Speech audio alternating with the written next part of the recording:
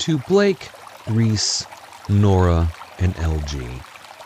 You may never read this, as you're all getting older now, but I wanted to give it another go. When I first wrote the original Kaiju Task Force books, I had no idea what I was doing. I winged all 3 stories. And while I'm still proud of them, I'd be lying if I said I haven't looked back. Even just a few months later, and thought, I could have done that so much better. I wrote those stories with all 4 of you in mind, and that hasn't changed. So, in an attempt to do them justice, I'm writing this book series. I hope that one day you'll get a chance to read them, or at least listen to them on audio. With love, Uncle Ben. Prologue. The wind howled through the dense, prehistoric jungle, rustling the towering ferns and ancient conifers that blanketed the land. Massive, vine-covered trees stretched high into the sky. Their thick, gnarled roots twisted through the soil like ancient serpents. Rivers, dark and teeming with monstrous reptiles, cut through the lush valleys, feeding into vast, mist-shrouded swamps where creatures long extinct in another world still thrived. Volcanoes rumbled in the distance, their fiery breath painting the horizon with an eerie, molten glow. This was Earth, 856, a world of unrelenting primal power, untouched by time, an unforgiving Jurassic paradise. Though the year was 2025 AD, the land bore no signs of human civilization. The bones of long-forgotten tribes lay buried beneath millennia of overgrowth, remnants of a species that had once walked the world but no longer ruled it. For in this reality, history had taken a far darker, more brutal path. 5,000 years ago, the skies of Earth 856 burned with fire. A meteor shower, unlike anything ever recorded in other worlds, descended upon the planet. The impact shattered mountains, boiled oceans, and wiped out countless creatures, reshaping the landscape in an instant. It should have been an extinction event. It should have been the end. But it was only the beginning. These meteors carried something far more dangerous than fire and destruction. Radiation, a foreign energy unlike anything native to this earth, seeped into the land, the water, the very air itself. The creatures that survived, dinosaurs, ancient mammals, and other prehistoric beasts, were irrevocably changed. Some mutated over generations, growing to impossible sizes, towering over forests that once dwarfed them. The most powerful among them reached over 200 feet tall, their massive bodies defying logic and nature. Others gained abilities beyond comprehension. Some could unleash searing energy blasts, while others moved with blinding speed or immense strength. Some developed armor-like hides, others razor-sharp intelligence, and a few became something even more terrifying. The humans who had once coexisted with these great beasts were far less fortunate. The initial impacts wiped out entire civilizations, but those who survived found themselves prey in a world no longer meant for them. The newly evolved kaiju, as they would one day be called, hunted them down, feeding on their fragile bodies until humanity was driven to extinction, or so it was believed. Now, Earth 856 belongs to the kaiju. These massive, godlike creatures dominate the land, sea, and sky, each fighting for survival, territory, and dominance. The world is a battlefield where only the strongest endure. Among them are Omega, the queen of the ocean, and Rendikar, her mate, rulers of the seas. There is Glacerath, the predator of the frozen north, and countless other titans that roam the jungles, deserts, and mountains of this savage world. But the balance of power is fragile. The struggle for survival is never ending.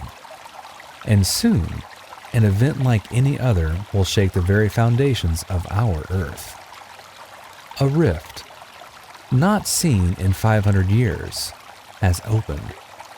A tear between realities. A passage to another world.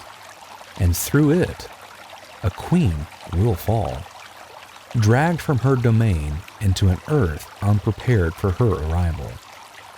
This has happened before. Some of our greatest legends, stories of dragons, leviathans, and other mythical beasts all stem from such events. Each time, humanity has fought back, pushing the monsters into myth, turning fear into folklore. But this time, the tide may be too strong to hold back. The age of kaiju is about to begin again, but this time on a new Earth. Chapter 1, Earth 856. The land was ancient yet young, a world still in infancy, barely 1,000 years old. The air hung thick with moisture, heavy with the sense of rich soil and towering vegetation. Rolling plains stretched for miles, lush with ferns and cicadas. Their green vibrancy contrasted by the deep blue of an enormous lake at the heart of the valley. Beyond it, jagged mountain peaks loomed like the teeth of a sleeping giant, their slopes shrouded in mist. Volcanoes rumbled softly in the distance, their smoky breath curling into the sky, a reminder that this world was still shaping itself. Across the plains, great herds of Ankylosaurus and Acristivus moved like waves of living armor, their scaly hides gleaming beneath the golden sunlight. The Ankylosaurus, stout and powerful, bore thick bosses of bone where horns once adorned their ancestors. They clashed playfully in mock battles, their heads colliding with hollow thunks that echoed across the field. Younglings mimicked their elders, lowering their heads and pushing against one another with far less force, their squeaks of frustration earning indulgent nudges from their mothers. The Acristivus, taller and more slender, lacked the flashy headgear of its cousins, yet they moved with equal confidence.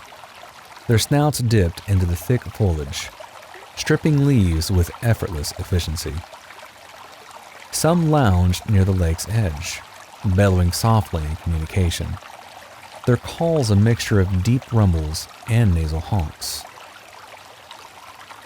Near the herds, Ankylosaurus ambled along, their low-slung bodies like moving fortresses, massive. Plated backs glistened in the sun, the bony clubs at the end of their tails dragging trenches in the dirt as they walked. A few hatchlings scurried between their parents' legs, their tiny clubs not yet fully formed. One particularly bold youngster attempted to swing his underdeveloped tail at a passing Ankylosaurus calf, only to lose his balance and topple over. His mother snorted in amusement and nudged him upright, while the Ankylosaurus calf let out a startled honk before trotting back to its own kind. Beyond the lake, near the edges of the towering conifers, Camarasaurus fed leisurely, their long necks swaying like ships at sea as they stripped leaves from the highest branches.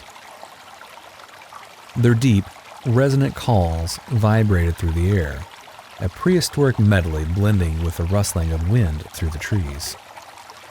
Occasionally, One would lower its massive head to drink, its throat pulsing as it swallowed the cool water.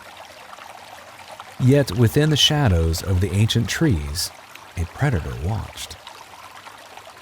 The Tyrannosaurus Rex remained motionless, his dark scales blending seamlessly with the gloom.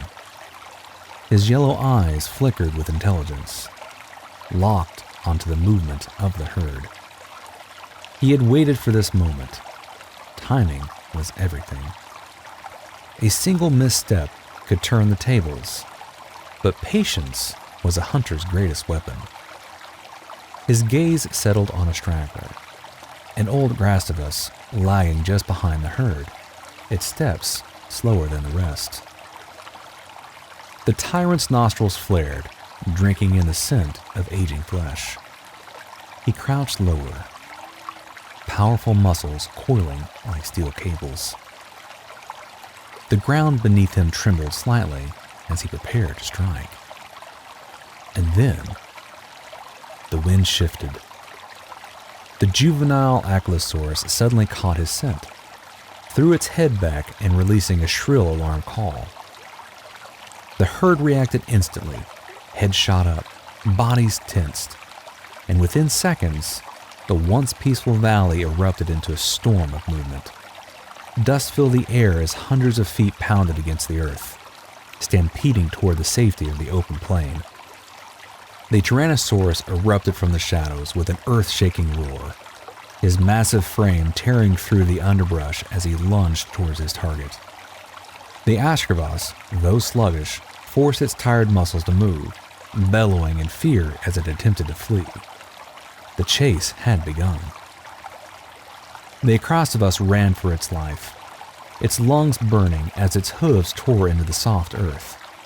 Its heartbeat thundered in its chest, eyes wild with terror as it felt the ground tremble beneath the monstrous footfalls of its pursuer. Behind it, the Tyrannosaurus Rex closed the distance with terrifying speed, each stride devouring the ground between them. The predator's powerful muscles coiled and uncoiled like a living machine, driving it forward with unstoppable force. Then, the tyrant threw his head back and released a roar, a sound so immense, so bone-shakingly powerful that it rolled across the land like an earthquake. It was the voice of death itself. The very air vibrated with its fury. Every creature in the valley felt it, deep in their bones. An invisible force that shook them to their core. The Acrostivus, already running for its life, felt the roar inside its chest, a primal warning from the depths of time. Fear surged through its body like fire, pushing it faster, harder, until its foot snagged on a cluster of jagged rocks. The world flipped. The Acrostivus tumbled forward, crashing onto its side in an explosion of dust and broken ferns. It shrieked, legs kicking, desperately trying to stand. But the Tyrannosaurus was already there. The predator loomed over its fallen prey, hot breath rolling from its gaping maw like steam from a volcanic vent. His golden eyes burned with restless hunger as he inhaled the scent of helplessness.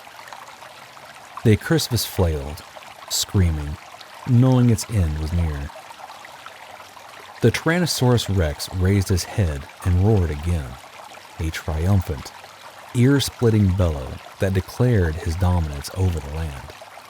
His saliva dripping onto the writhing herbivore as he prepared for the killing blow. And then, a sound split the heavens.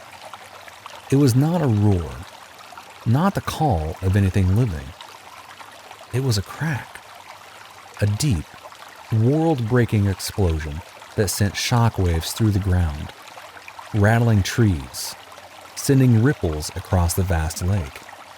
The Tyrannosaurus froze, head jerking toward the source of the sound. Every dinosaur, Ankylosaurus, Acrostivus, Ankylosaurus, Camarasaurus, stopped in their tracks, heads snapping toward the sky. The heavens were on fire. Giant balls of flame pierced the atmosphere, streaking downward like the wrath of gods. The sky, once blue, turned a sickly orange as thousands of blazing rocks carved fiery trails through the clouds. There was no time to think. The first meteor hit the land with a force that shattered mountains. Explosions of dirt and fire erupted across the plains, sending debris flying in every direction. Shock waves flattened trees, knocking massive dinosaurs off their feet like insects caught in a hurricane. The Tyrannosaurus had only a moment to react, his killer instincts screaming at him to run. But it was too late. A meteor the size of a boulder slammed into him. The impact was instant. Bone, muscle, and scale vaporized in a blinding flash of heat and force. Where the Tyrannosaurus Rex had once stood, there was nothing but fire and a smoking crater. The other dinosaurs fared no better. The herds scattered in every direction, their terrified bellows drowned out by the deafening roar of destruction. Ankylosaurus calves squealed as they were knocked aside by stampeding masses. Camarasaurus, so tall and mighty, crashed to the earth like falling trees as shockwaves sent them tumbling. Some tried to flee toward the forest, toward safety. But there was no safety. The meteors did not stop. Flaming stones the size of houses smashed into trees, igniting them instantly. Fire spread like a living beast, devouring everything in its path. The once great forest, home to countless creatures, became a towering inferno. The heat was unbearable.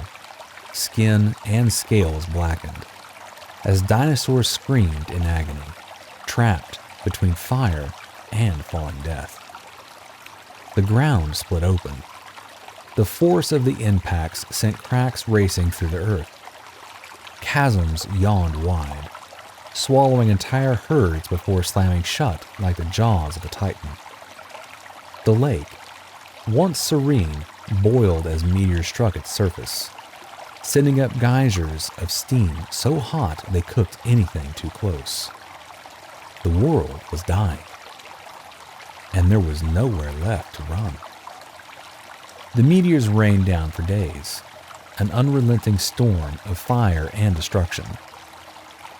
Where once great humans' village stood, there was now only ruin.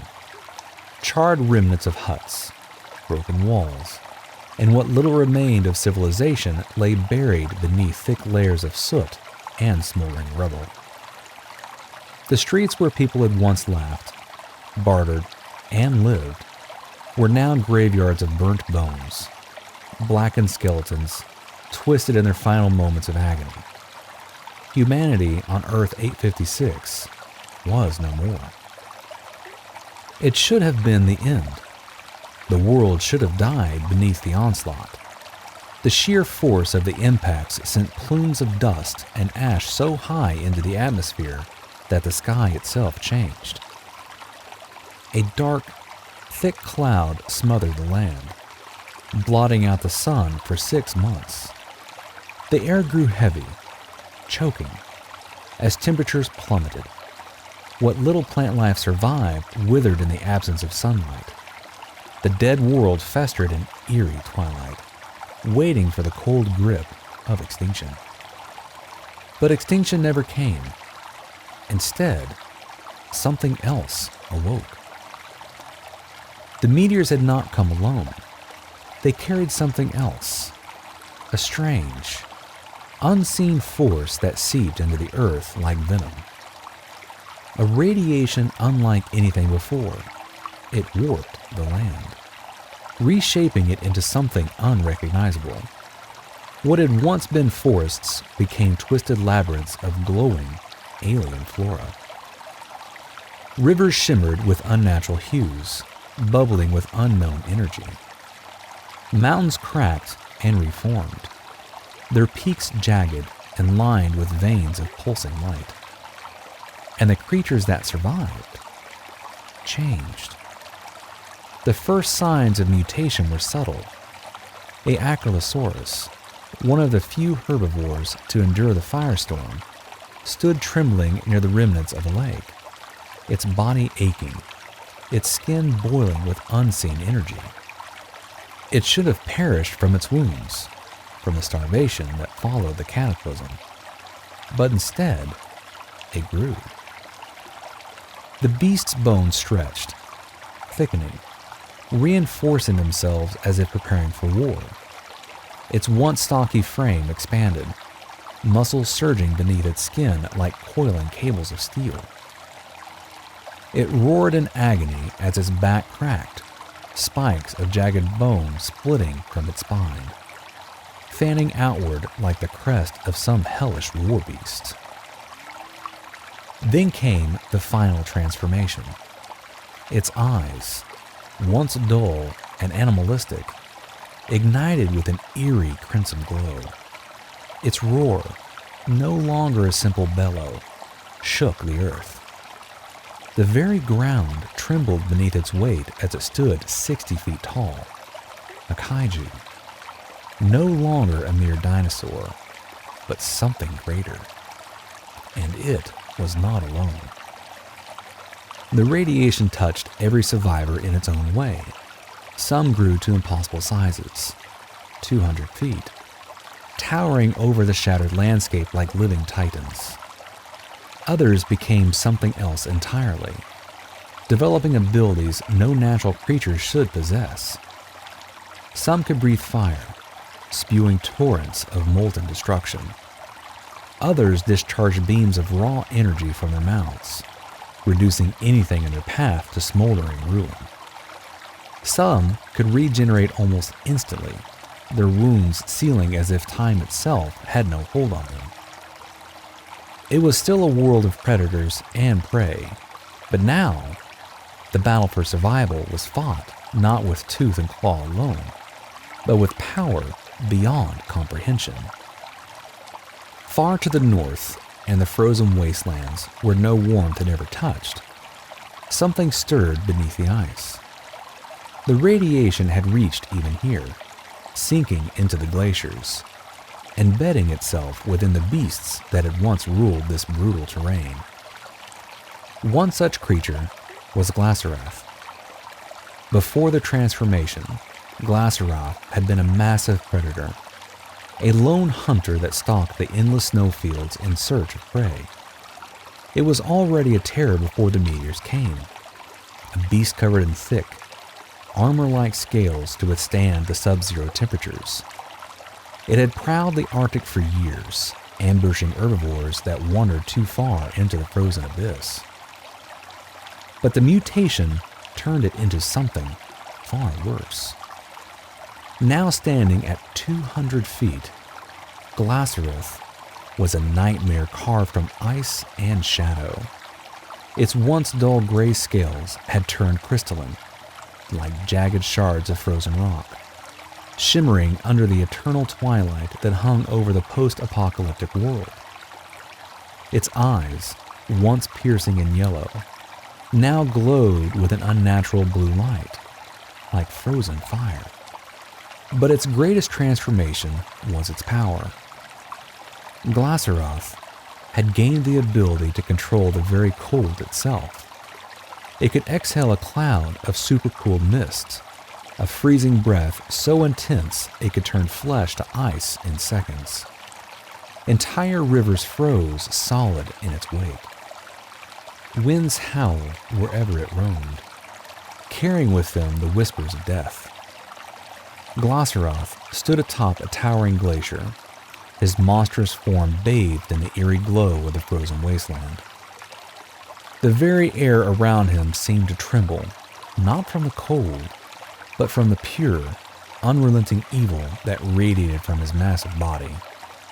His presence alone was enough to send lesser creatures cowering into the shadows. For in this new earth, he was not just a predator. He was a tyrant, a force of nature forged in ice and cruelty. He reared back, his jagged crystalline armor glistening like the fangs of some ancient god, and unleashed a roar so powerful, so steeped in malice, that it seemed to freeze the very sky itself. The sound carried for miles, a deafening proclamation of his dominion, his supremacy. This world belonged to the strong, to the ruthless, to the monsters born from the fires of annihilation. And in this savage, unforgiving era of kaiju, Glossaroth was a king. Chapter 2: Omega. Beneath the rolling waves of the North Pacific, a shadow moved. Massive, ancient, and powerful. Omega, a titan of the sea, glided effortlessly through the icy currents of the coast of what was once Alaska, her powerful limbs slicing through the water with practiced ease. Her scales dark as the abyss, shimmered under the fractured sunlight that broke through the surface. The blood-red crystal embedded in her forehead pulsing with a quiet, eerie glow. She was no ordinary beast. She was a kaiju, one of the first, one of the greatest. But she was no longer just a warrior, no longer just a predator. She was a mother. Her body, already a mountain of muscle and armored scales, carried new weight. The weight of life growing inside her. The radiation that had transformed her world had also gifted her with something more. The ability to birth the next generation of kaiju. Creatures who would one day inherit this new world. And now, she searched for the perfect place to lay her eggs. As she swam, her keen eyes scanned the depths, watching as the creatures of the sea moved aside in her presence. In the vast and endless ocean, she was queen, and everything that lived beneath the waves knew it. Great beasts, twisted by the same forces that had shaped her, moved in the distance. What had once been humpback whales were now colossal leviathans, their once gentle songs replaced by deep, echoing rumbles that could be felt through the water like distant thunder. Their eyes burned a ghostly white, their baleen-lined mouths now filled with rows of jagged teeth, capable of shredding through entire schools of fish in a single pass. The orcavores, once known as orcas, patrolled the waters in tightly knit packs, their sleek black and white bodies now armored with thick, bony plating. They had grown to nearly 3 times their original size, their dorsal fins jagged and serrated, their intelligence sharper than ever. Even they dared not challenge Omega, choosing instead to observe her passage from the shadows.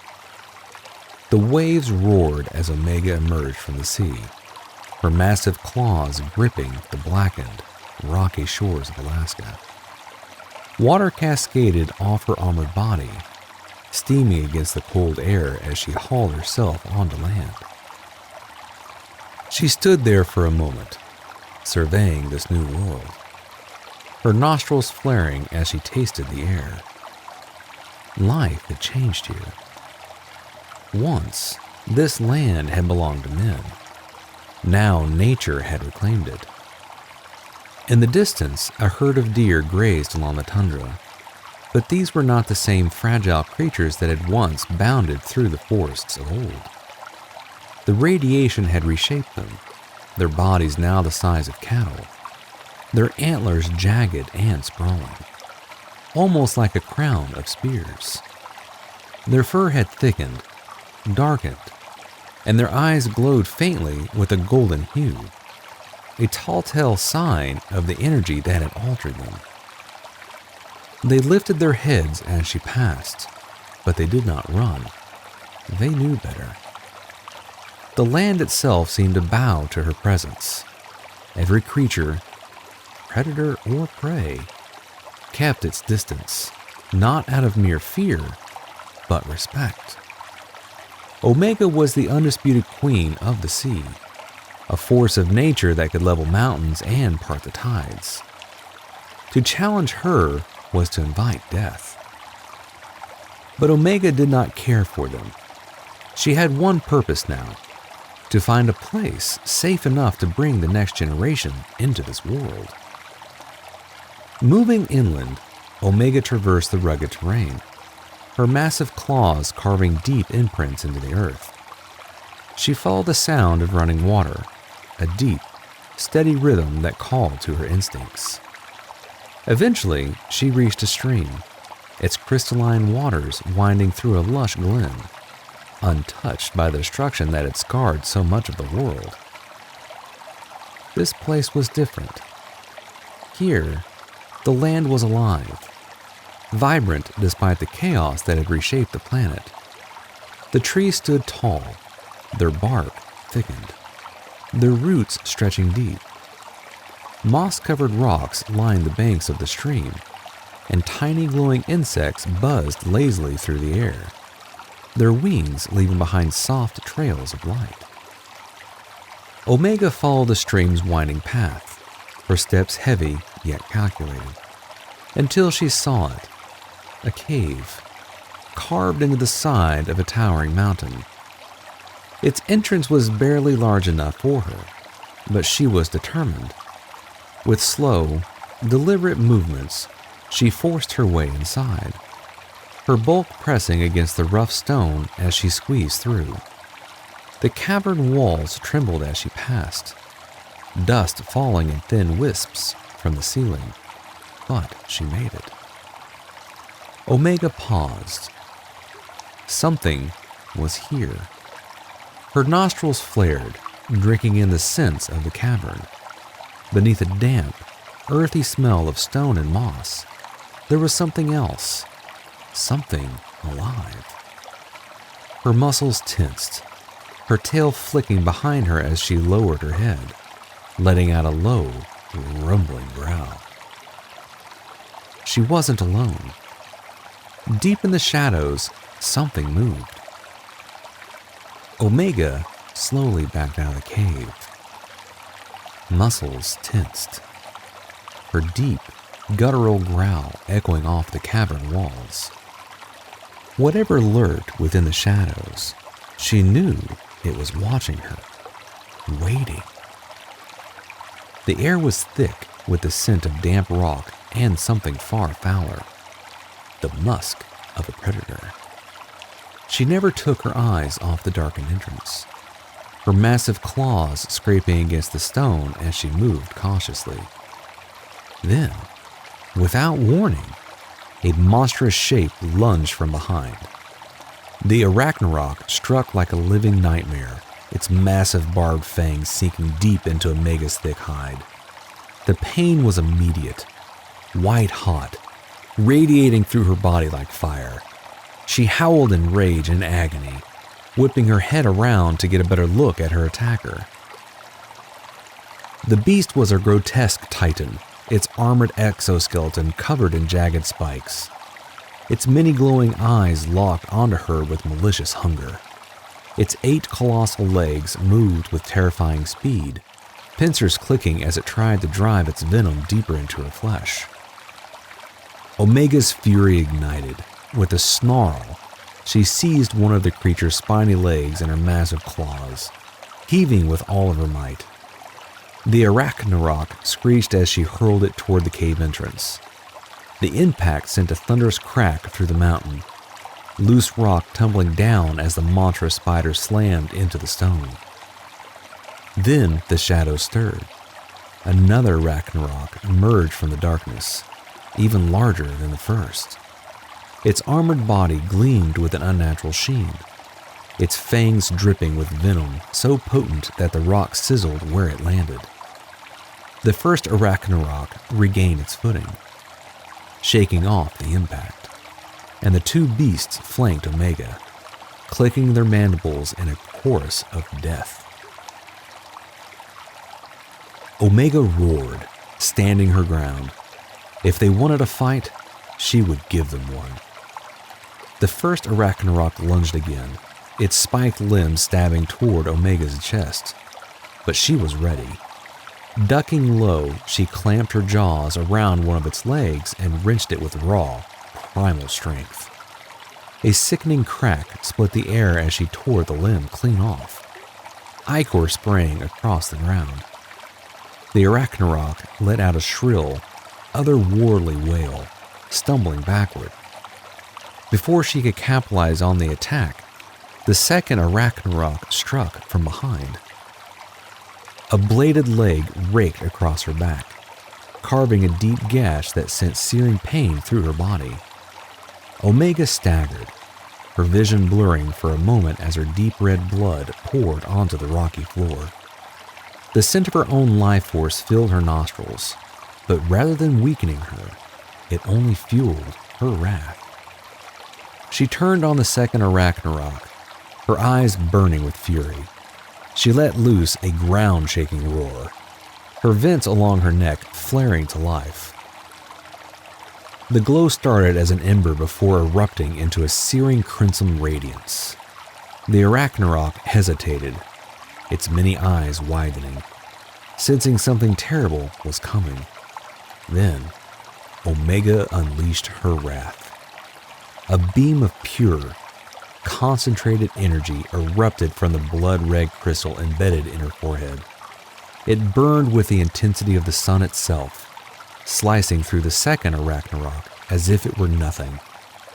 The beast let out a piercing shriek, its body splitting apart in a grotesque display of charred flesh and melting exoskeleton.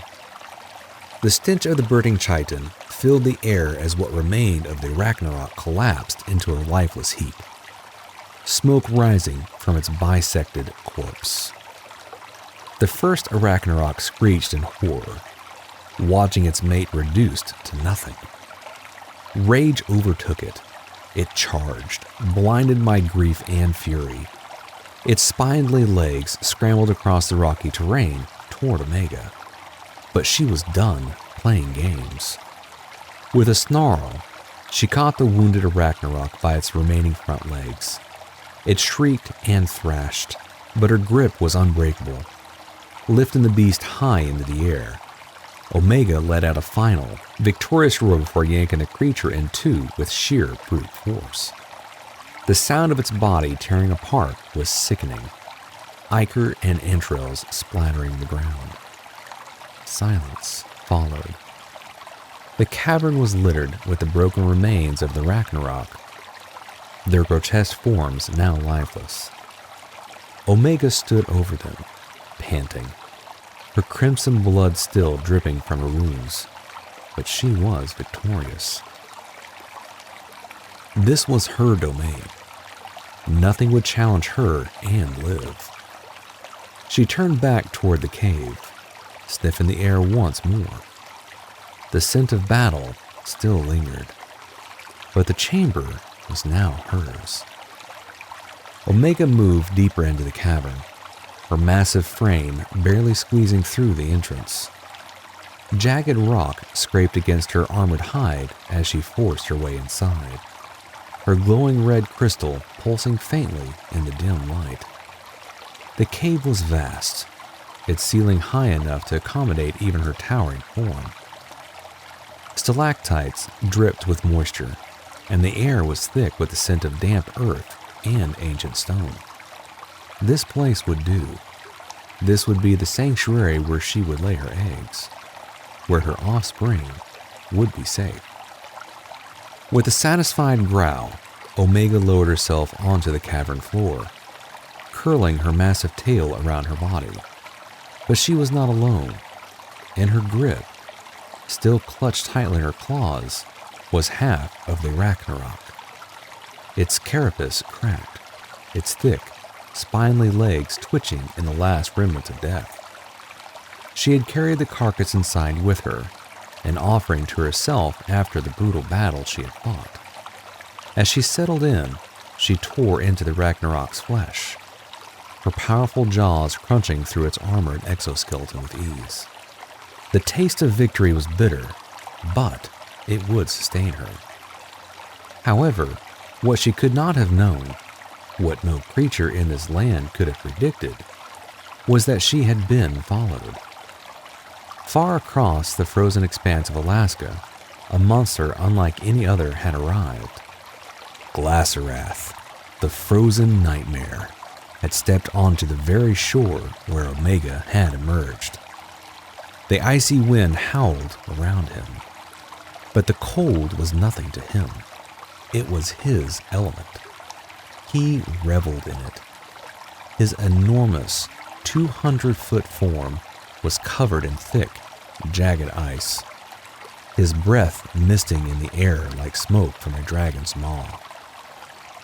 He had picked up her scent while hunting. Now, like a relentless predator, he was tracking her. His clawed feet crushed the frozen ground beneath him with every step, and the landscape trembled in his wake.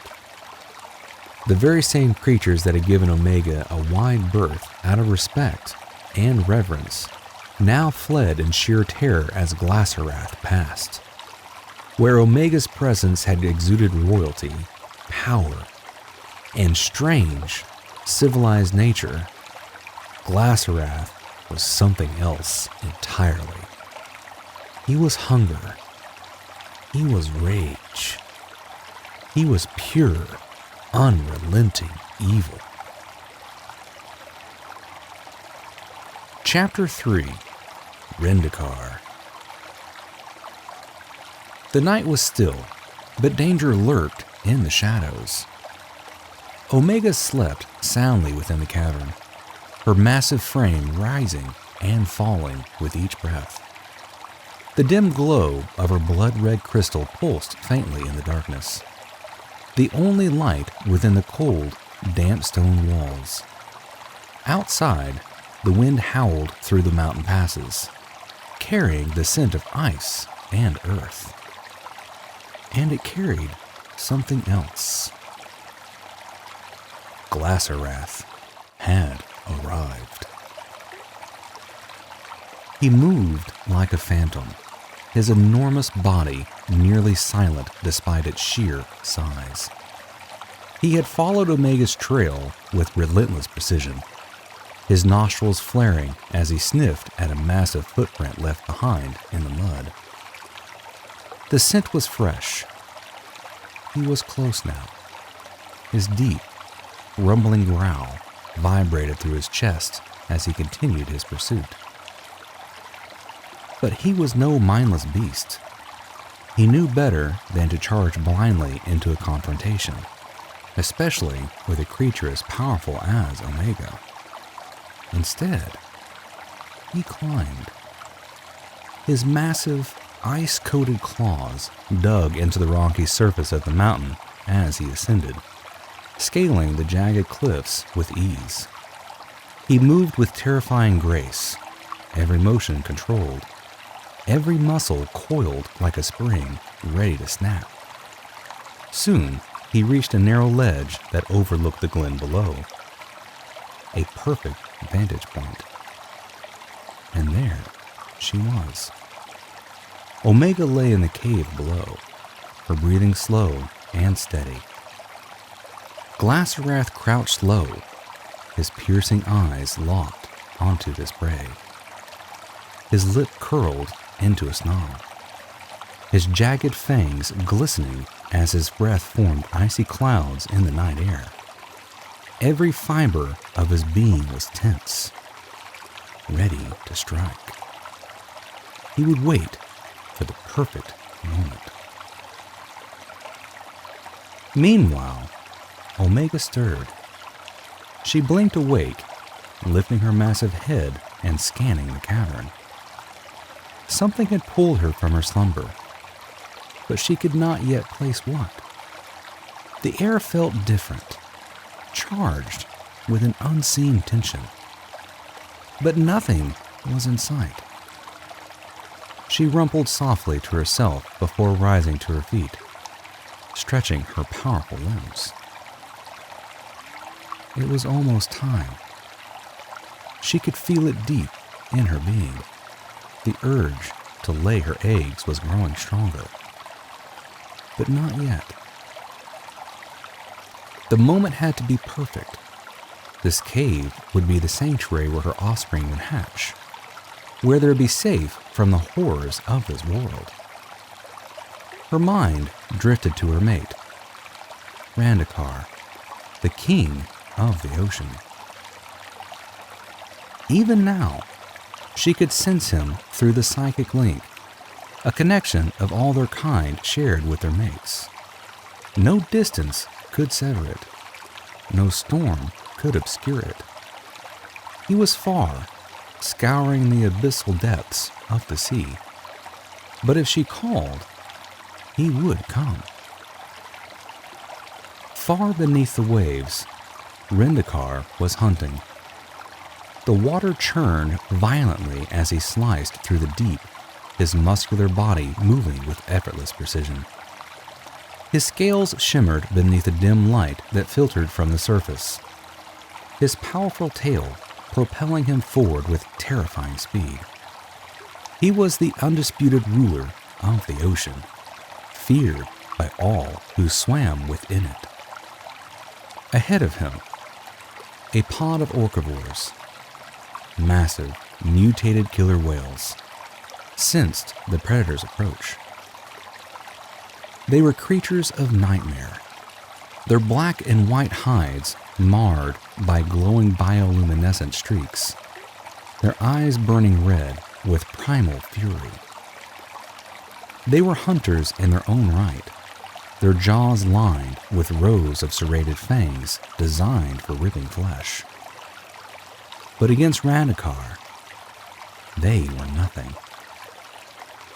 With a deafening bellow that sent a shockwave through the water, Randakar struck. He exploded through their ranks, his massive jaws clamping down on the largest of the pod. Bone crunched. Blood clouded the water. The orcivore shrieked as Randakar's fangs pierced through its thick hide, shaking its massive form like a mere ragdoll before tossing it aside. The others scattered in blind terror, their predator instincts overridden by pure fear. But there was no escape. Randakar pursued, his maw opening wide before clamping down on another, dragging it into the abyss. In the end, there was only silence. Back in the mountains, Omega stepped outside the cave, unaware that she was being watched. She lowered her head to the stream, her tongue lapping up the cool water. The deep wound on her back, inflicted by the arachnarok, was already healing at an astonishing rate. Where once there had been a deep, gruesome gash, now only a faint scar remained. This was one of her greatest gifts, an accelerated healing ability that allowed her to recover from injuries that would have killed any lesser creature. In a world of kaiju, this was a necessity. But as Omega drank, high above, Glacerath moved ever so slightly. His claws dug deeper into the rock, his muscles coiling once more. The moment was approaching. His prey was vulnerable, unguarded. And soon, he would strike.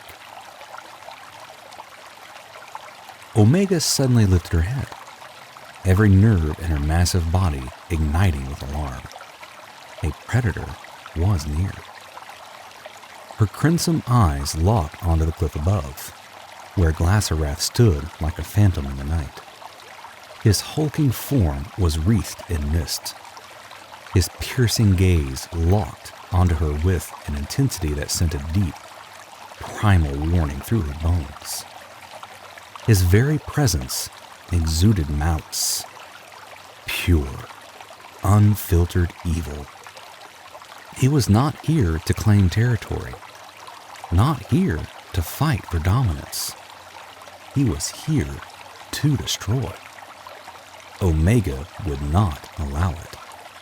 She reared back and unleashed an earth-shattering roar, her challenge shaking the very foundations of the mountain. The sound reverberated through the valley, a declaration of war that left no room for misinterpretation. This was her nesting ground, her future, her legacy, and she would defend it at any cost. Without hesitation, Omega's blood-red crystal flared to life, the glow intensifying until it burned like a miniature sun. Then, she fired. A devastating beam of energy erupted from her forehead, a molten blast that streaked across the sky with the force of an unrelenting inferno. It slammed into the cliffside, obliterating rock and sending debris cascading down the mountainside. The impact alone was enough to shake the land, but Glacerath was not so easily caught. With unnatural speed, he leapt from the crumbling ledge, his monstrous body twisting through the air before landing with a thunderous crash just a short distance from Omega.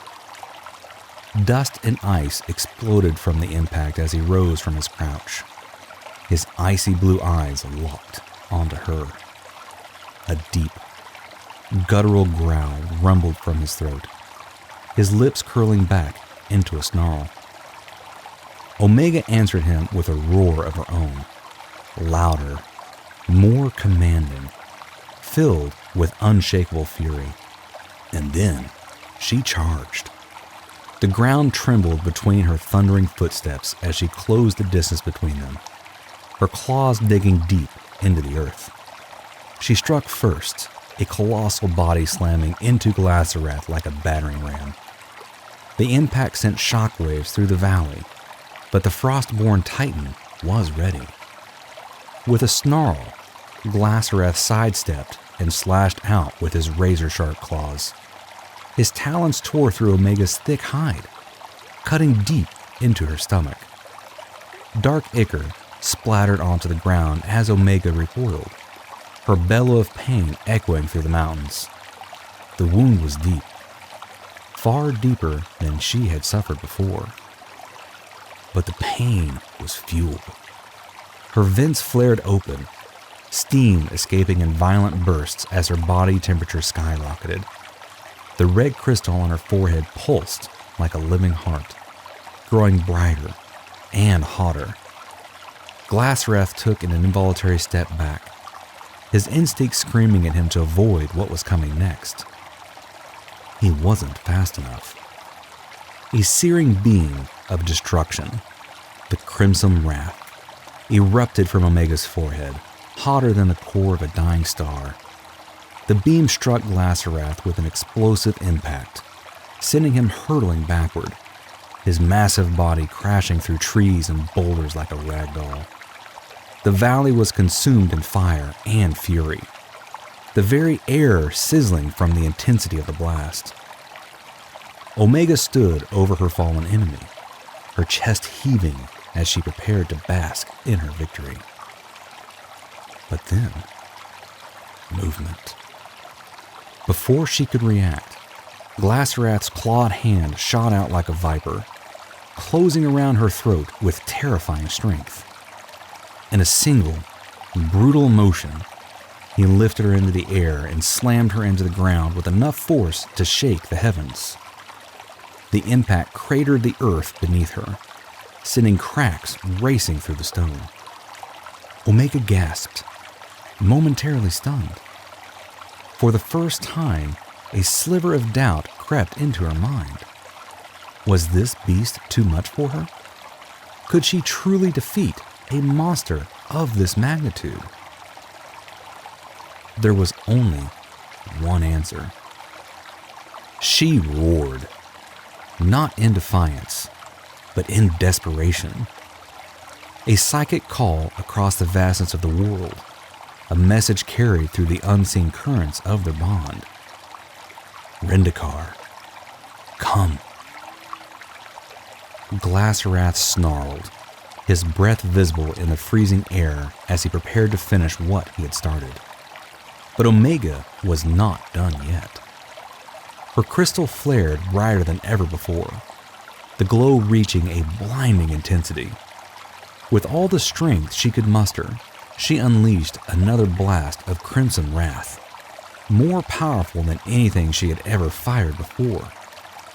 It struck Glacerath square in the chest, the explosion of energy sending him hurtling backward, this time for hundreds of feet.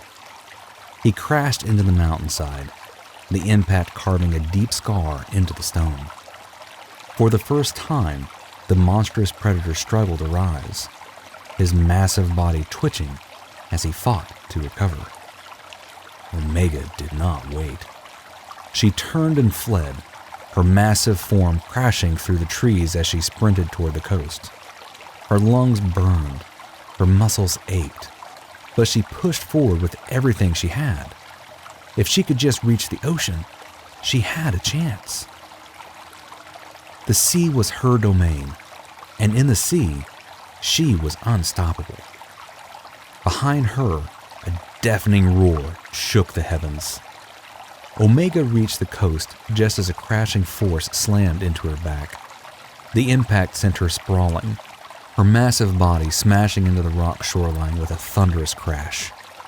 Sand and water exploded into the air, and a guttural, pained roar escaped her throat as she struggled to regain her footing. Glacerath.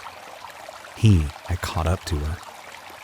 She rolled onto her feet, her crimson eyes blazing with fury as she turned to face her attacker. Glacerath stood tall, his icy breath billowing from his maw, his jagged claws flexing as if savoring the moment. His lips curled into something that almost resembled a wicked smile. Omega bellowed in defiance, her roar carrying across the sea, a challenge that left no doubt. She would not bow. She would not break. Who was this beast to think she would surrender? Who was he to challenge her rule? Her rage ignited like wildfire. The vents along her neck flared open, glowing a deep, molten red as her blood boiled with power. Without hesitation, she unleashed another barrage of her devastating crimson wrath. 4 beams tore through the sky like burning lances. 2 missed, carving trenches in the earth and sending rock and seawater flying. But 2 found their mark. 1 struck Glacerath's shoulder, but he barely flinched. The second hit his stomach, knocking him backward and causing him to stagger. But it wasn't enough. He remained standing, still breathing, still fighting. Omega growled in frustration. Glacerath sneered, his icy blue eyes flashing with sadistic glee. He lunged, closing the distance in the blink of an eye. His claws raked across her chest, slicing through thick hide like paper, sending arcs of dark ichor spraying into the sand. Omega roared in agony, swiping at him with her own claws. But Glacerath ducked beneath her attack and drove his head into her side, sending her skidding across the shoreline. She crashed into a jagged rock formation, the impact sending cracks splintering through the stone. The world spun. She was losing. Glacerath stalked toward her, his every step radiating malice. He was toying with her now, savoring her pain. Omega tried to rise, but he was on her in an instant, clamping his jaws around her throat. Pain. Pure, white-hot pain. She thrashed, but his grip was like iron. His claws dug into her flesh, pinning her down, his growl reverberating through her bones. This was it. Omega's vision blurred. Her strength was failing. Her eggs her future would never come to be. Then, a sound split the heavens. A roar. But not just any roar. This was a sound unlike anything that had been heard before. It wasn't just loud. It was a force of nature. A shockwave of power that sent flocks of mutated seabirds scattering from the cliffs, that churned the ocean itself into chaos. Omega felt it in her very soul. She knew that roar. Another roar followed, this one even closer, shaking the very air. Glassrath hesitated, his grip loosened. For the first time, he turned, and Omega saw it, the flicker of something in his eyes. Not anger, not hunger, fear. From the depths of the ocean, something colossal rose. The waters churned violently, waves surging outward as a shape larger than any beast yet seen in this battle emerged from the abyss. The sea itself seemed to bow before him, parting as he breached the surface. Rendikar, the king of the ocean. His massive, armored form gleamed under the moonlight, seawater cascading from his body like waterfalls.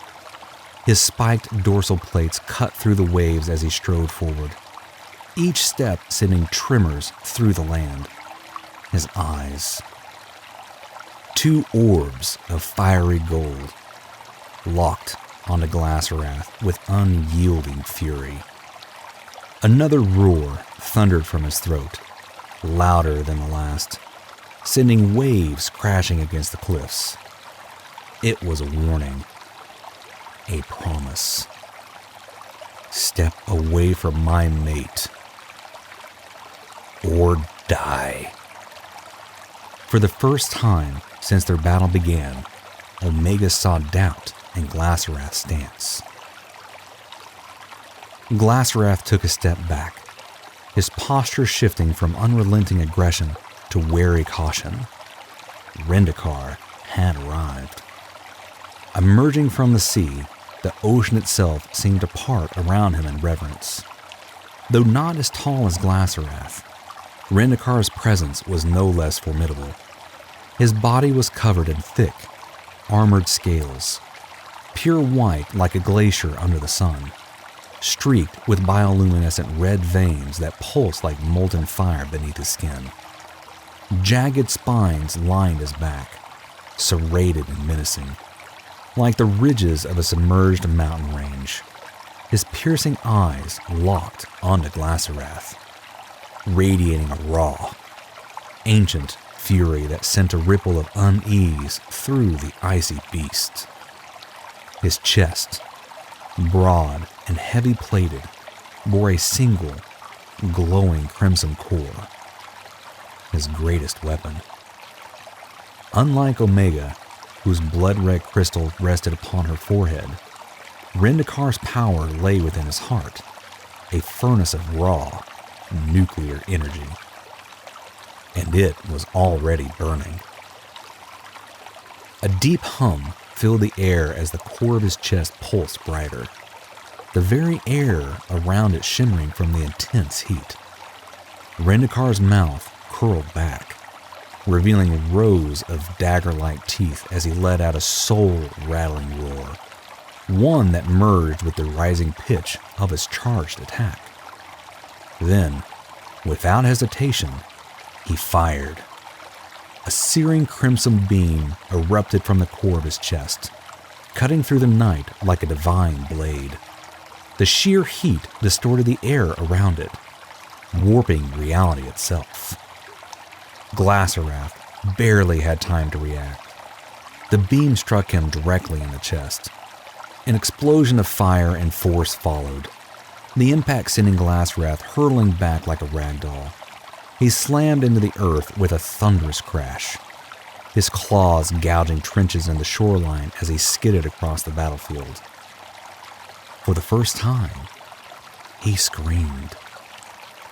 Where Omega's beams had wounded him, Rendakar's had burned him. His chest sizzled, the scorched flesh blackened and smoking. The wound throbbed with residual heat, melting away the frost-like sheen that usually coated his body. This was different. Rendakar wasn't just an obstacle. He was a force of nature. But he wasn't finished. With a roar that split the heavens, Rendakar charged, his massive feet slammed into the ground, sending tremors through the earth as he closed the distance in mere seconds. As he advanced, he parted his jaws, and from within his gullet, a storm brewed. A deep rumble built in his throat. Then, he unleashed hell. A colossal wave of atomic fire erupted from his mouth, washing over the battlefield like an inferno. The very air ignited, turning the shoreline into a blazing war zone. Glasswrath roared in pain as the fire engulfed him, his icy exterior hissing as it clashed against the overwhelming heat. His body twisted and writhed as the flames ate at him, forcing him to stagger back, his claws raking through the burning earth. For a moment, it seemed as though Rendakar had the upper hand. But then, Glasswrath's eyes flashed with something dark. Not fear. Not desperation. Wrath. A deep, guttural growl rumbled in his chest, and then, for the first time in their battle, he revealed a power he had not yet used. His mouth snapped open, and from its depths, a bitter, chilling light began to glow. The temperature around him plummeted. A wave of frost spread outward, ice forming instantly upon the ground, the trees, even the air itself, turning misty and brittle. Then, he fired. A titanic blast of icy energy erupted from his maw. A glacier-forged death beam colder than anything the world had ever known. Rendakar had mere seconds to react. He braced himself, but the attack came too fast, too powerful. The beam slammed into his chest, right where his molten core burned. The result was catastrophic. Where fire and ice clashed, destruction followed. A violent explosion rocked the battlefield as the elements wared. Steam burst into the sky in a blinding eruption, sending shockwaves rippling across the ocean. Rendakar roared in pain as his armor-like hide cracked beneath a sudden shift in temperature, his molten veins momentarily dimming from the impact. He stumbled back, his breathing heavy. Glasswrath grinned. The tide had turned. Now, it was Rendakar who was on the defensive. Glasswrath lunged forward, his claws slicing through the steam as he raked his talons across Rendakar's side. The blow was deep, sending dark ichor splattering onto the burning sands. Rendakar lashed back, snapping his jaws at Glasswrath's throat, but the ice titan was faster. He ducked under the attack and drove his frost-coated claws into Rendakar's gut, forcing the mighty kaiju to stumble. For the first time, Rendakar was losing. A thought, no, an impression pushed into Omega's mind. Flee. It wasn't a command. It wasn't words. It was pure instinct. A desperate urge forced into her consciousness. A warning. Rendakar wasn't going to win this fight. Omega hesitated only for a second, but then another icy blast from Glasswrath struck Rendakar, forcing him back further. She had no choice. She turned. With a final glance at her mate, she dove into the ocean. The waves engulfed her as she descended into the abyss, the cold water washing over her body like a comforting embrace. She didn't stop. She didn't look back. She swam deeper and deeper, away from the battle, away from the danger. Chapter 4. The Rift. Omega swam through the endless black void of the deep, her powerful tail carving through the frigid waters as she ventured unknowingly deeper into Glacerath's domain. Every instinct told her to stop, to turn back, but she couldn't. She had no idea what had become of Rendikar, whether he had won or perished at the claws of the ice demon. But she knew she had to keep moving. She had to find safety, not just for herself, but for the life growing inside her. The ocean around her was eerily silent. The deeper she went, the more unnatural the waters felt. Even here, far from where the battle had taken place, the presence of Glacerath's influence tainted the currents like a sickness. Yet, Omega pressed forward, her glowing red eyes scanning the abyss ahead, searching for a refuge that seemed impossible to find. Strange creatures lurked in the dark. Life on her world had long since changed, twisted by the radiation of the meteors that had rewritten nature itself. She passed a massive, eel-like predator, its body coiled around a drowned forest of petrified coral. Its mouth split open into 4 jagged mandibles, each lined with teeth sharp enough to shred even kaiju flesh. It watched her with lidless, bioluminescent eyes that did not challenge her. It knew better. Further along, a swarm of ghostly jellyfish, each the size of small boats, pulsed with an eerie blue glow.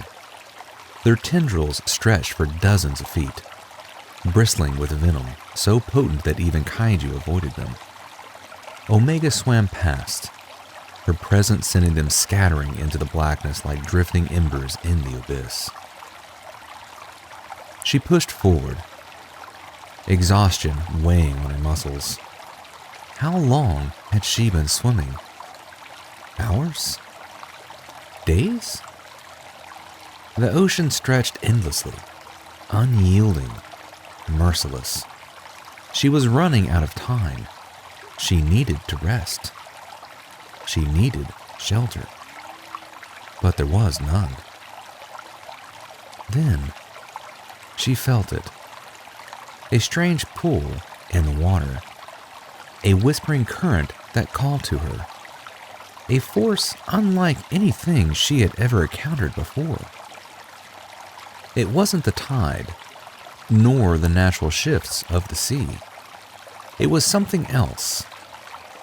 Omega slowed, her instincts on high alert as she followed the sensation, weaving between towering trenches and jagged underwater cliffs. The closer she got, the stronger the pull became.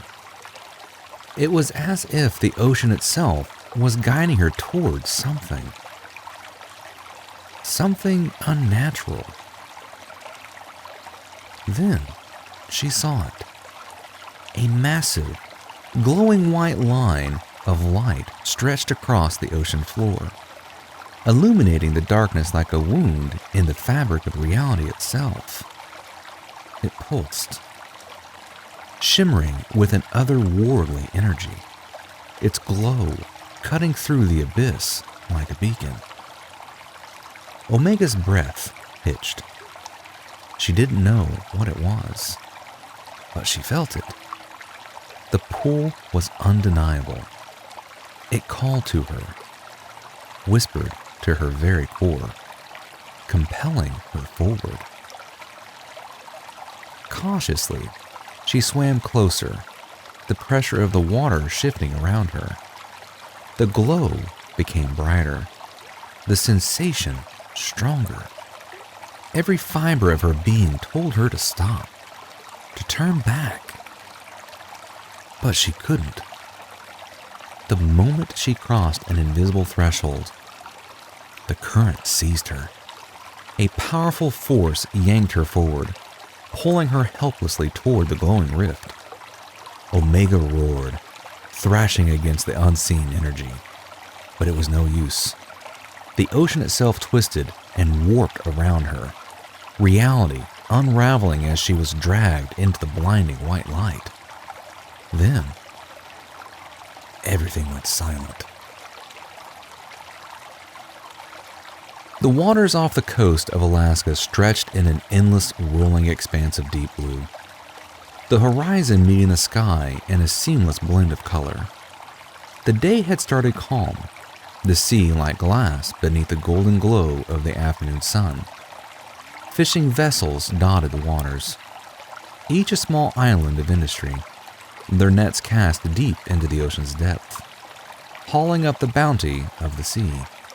The air smelled of salt, diesel, and fresh catch, a scent that Captain Gordy knew well. Gordy stood at the helm of his lobster boat. The Van Schwalk, a sturdy but well-worn vessel that had seen its fair share of storms.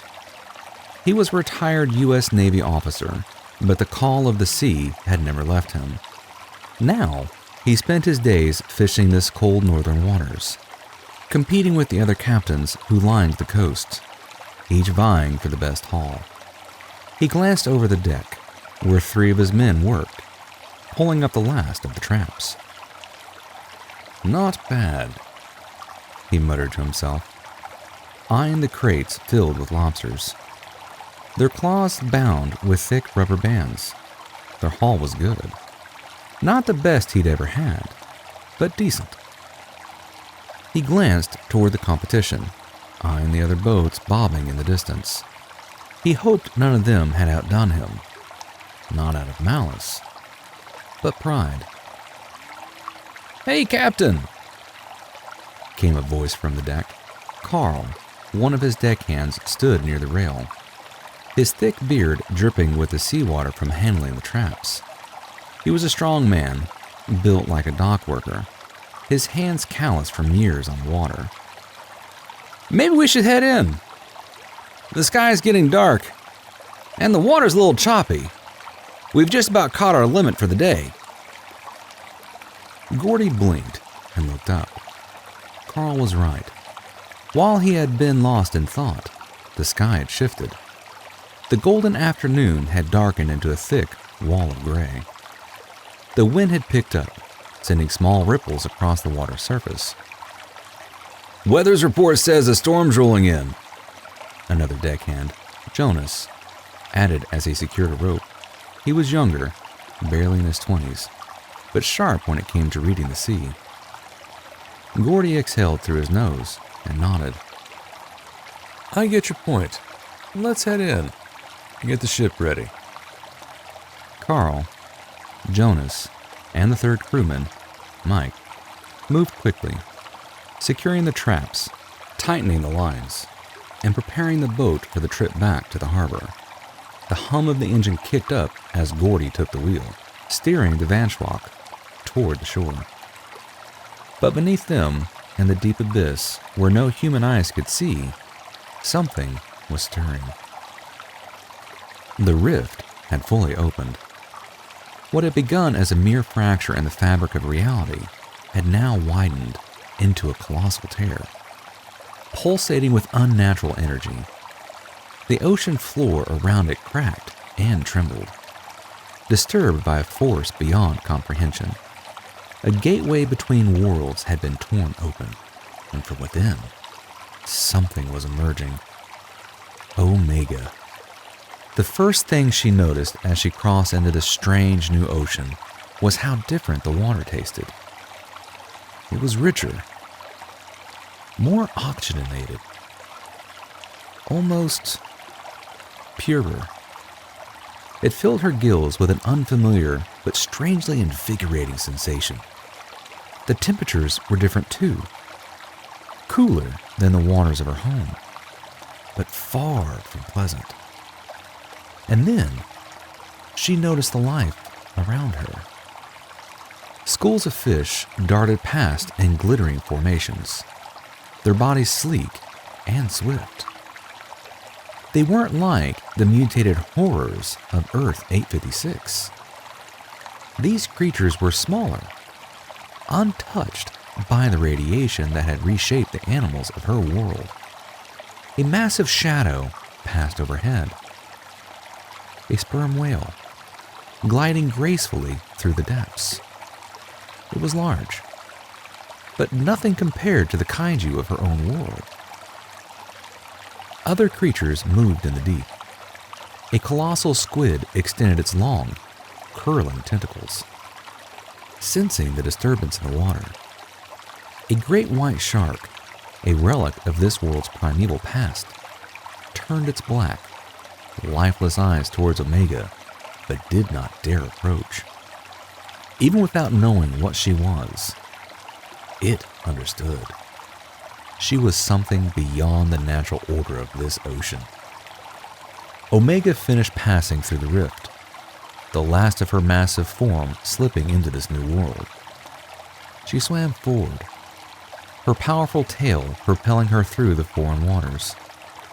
She didn't understand where she was, but she knew she had left her world behind. Up above, the Van Schwalk and the other fishing vessels were cutting through the roughening waves, their bows slicing the water as they made their way toward the harbor. Then, the sea changed. Beneath them, the water began to churn violently, bubbling as if something immense was stirring below. The waves surged higher, knocking boats sideways, sending ripples of unease through the fishermen. "What the hell?" Gordy started, gripping the wheel, and then she rose. The ocean split apart as Omega broke the surface. A tower of muscle, scale, and raw power erupted from the depths, water cascading off her massive frame like waterfalls. The sheer force of her emergence sent shockwaves rippling outward, causing the smaller boats to rock violently. Gordy and his crew were thrown to the deck as the Van Schwalk tilted dangerously. Around them, other vessels swayed in the chaos, their crews scrambling for control. Omega's glowing red eyes swept across the tiny crafts that littered the surface around her. She had seen ships before, remnants of the old world that had existed before the meteors reshaped her Earth. But this was different. She let out a low, guttural growl, sending vibrations through the water. Gordy stared in horror, his breath frozen in his chest. The thing loomed over the harbor, its massive form half submerged in the dark waters, towering above the fishing vessels like a nightmare pulled from the depths. Fear raced down his spine.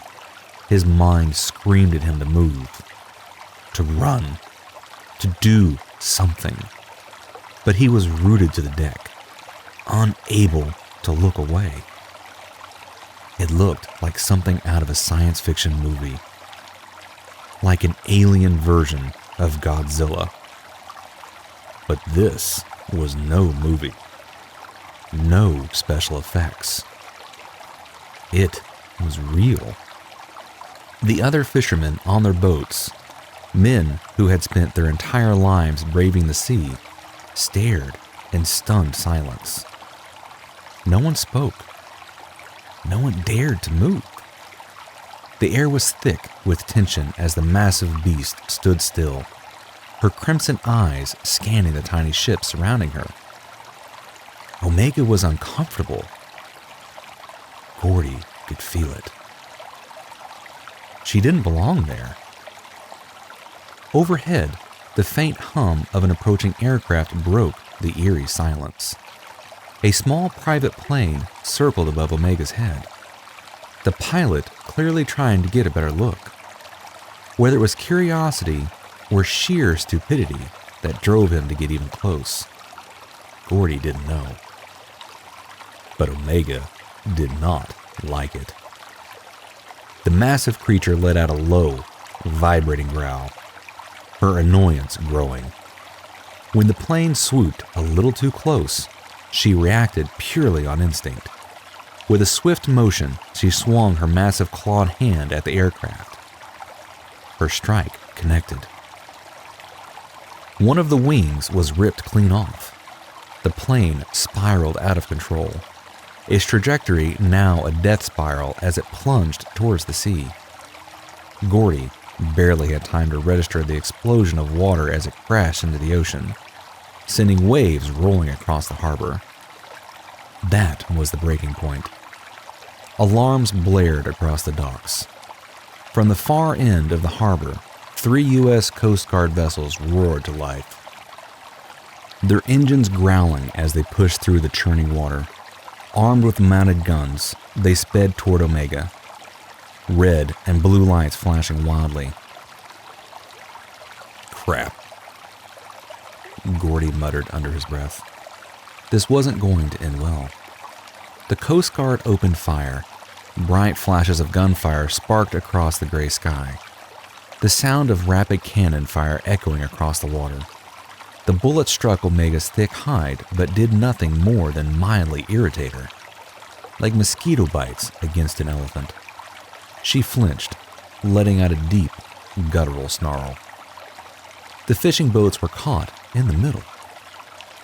Gordy barely had time to grab the radio before the chaos erupted around them. The first blast of Omega's tail sent one of the nearby vessels flipping end over end, smashing into the waves like a toy. Another boat was lifted completely out of the water by the sheer force of Omega's thrashing, before it was sent crashing back down, shattering into pieces. Gordy's heart pounded in his chest. "We have to move! Now!" he bellowed to his crew. Carl and the others scrambled to get the ship away from the destruction, but it was too late. Omega, now fully enraged, swung her massive tail again. This time, it struck the Van Schlock. The impact was immediate and devastating. The entire vessel lurched sideways, sending Gordy and his crew sprawling across the deck. Water surged over the side, and the ship groaned under the strain as wooden panels splintered and metal twisted. Then came the second hit. Omega's powerful limbs sent a tidal wave of water crashing against the ship. The Van Schlock flipped violently, its hull breaking apart as it was swallowed by the sea. Gordy was thrown overboard, plunging into the freezing water as a wreckage tumbled around him. He broke the surface, gasping for air, his arms flailing for something to hold on to. Around him, men from the other destroyed ships were clinging to floating debris, their voices screaming for help. The harbor was a graveyard of shattered vessels, oil and blood mixing through the churning waves. Omega didn't stop. She turned her focus toward the Coast Guard ships, her massive footfalls sending waves rolling through the harbor. Another barrage of gunfire lit up the sky, but Omega was done tolerating these tiny creatures attacking her. With a deep inhale, her blood-red forehead crystal flared to life. Then, she fired. A concentrated beam of searing energy shot from her crystal, striking the first Coast Guard vessel directly in the hull. The ship was instantly engulfed in a fiery explosion, sending flaming debris raining into the sea. The second ship tried to maneuver, but Omega's tail caught its stern, flipping it onto its side like a toy boat. The last ship turned to flee. Omega wasn't going to allow that. With one final earth-shaking roar, she lunged forward and crushed the final ship under her massive claws, splintering it into ruin. And then silence. The once busy harbor was now nothing more than a floating graveyard of destroyed ships. The water was thick with wreckage and oil, men clinging desperately to anything that would keep them afloat. Omega's breathing slowed. The tiny creatures had stopped attacking. The chaos had ended, but she was not finished. She turned, her glowing eyes locking onto the shore. She had one purpose, one instinct that drove her beyond all else. She needed to lay her eggs. And this land, this strange, foreign world, was the only option she had left.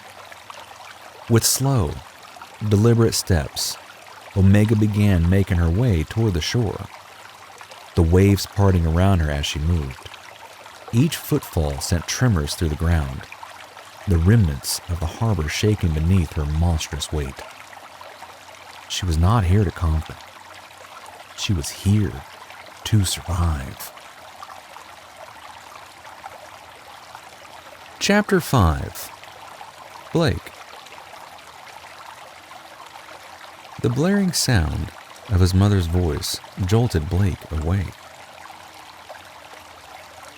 "Blake! Get up! You're gonna be late for your first day!" Blake groaned, rubbing the crust out of his eyes. He wasn't ready to deal with the world yet. "I'm up," he called back, his voice thick with sleep. "For real? Or are you just saying that?" Jessica Bennett's voice was closer now, and before Blake could react, his bedroom door swung open. Jessica's sharp gaze swept over the disaster that was her son's room. Socks and dirty clothes littered the floor. Half-empty soda cans balanced precariously on his nightstand, and a suspiciously crusty plate of what might have once been pizza sat abandoned by his bed. "I thought I told you to clean this up," she said, folding her arms. Blake shrugged. "I will." "As soon as you get back today," his mother corrected. "No excuses, Blake. I want this place cleaned." Blake sighed, flopping back onto his bed. "Fine." "And lose the attitude, mister," Jessica added.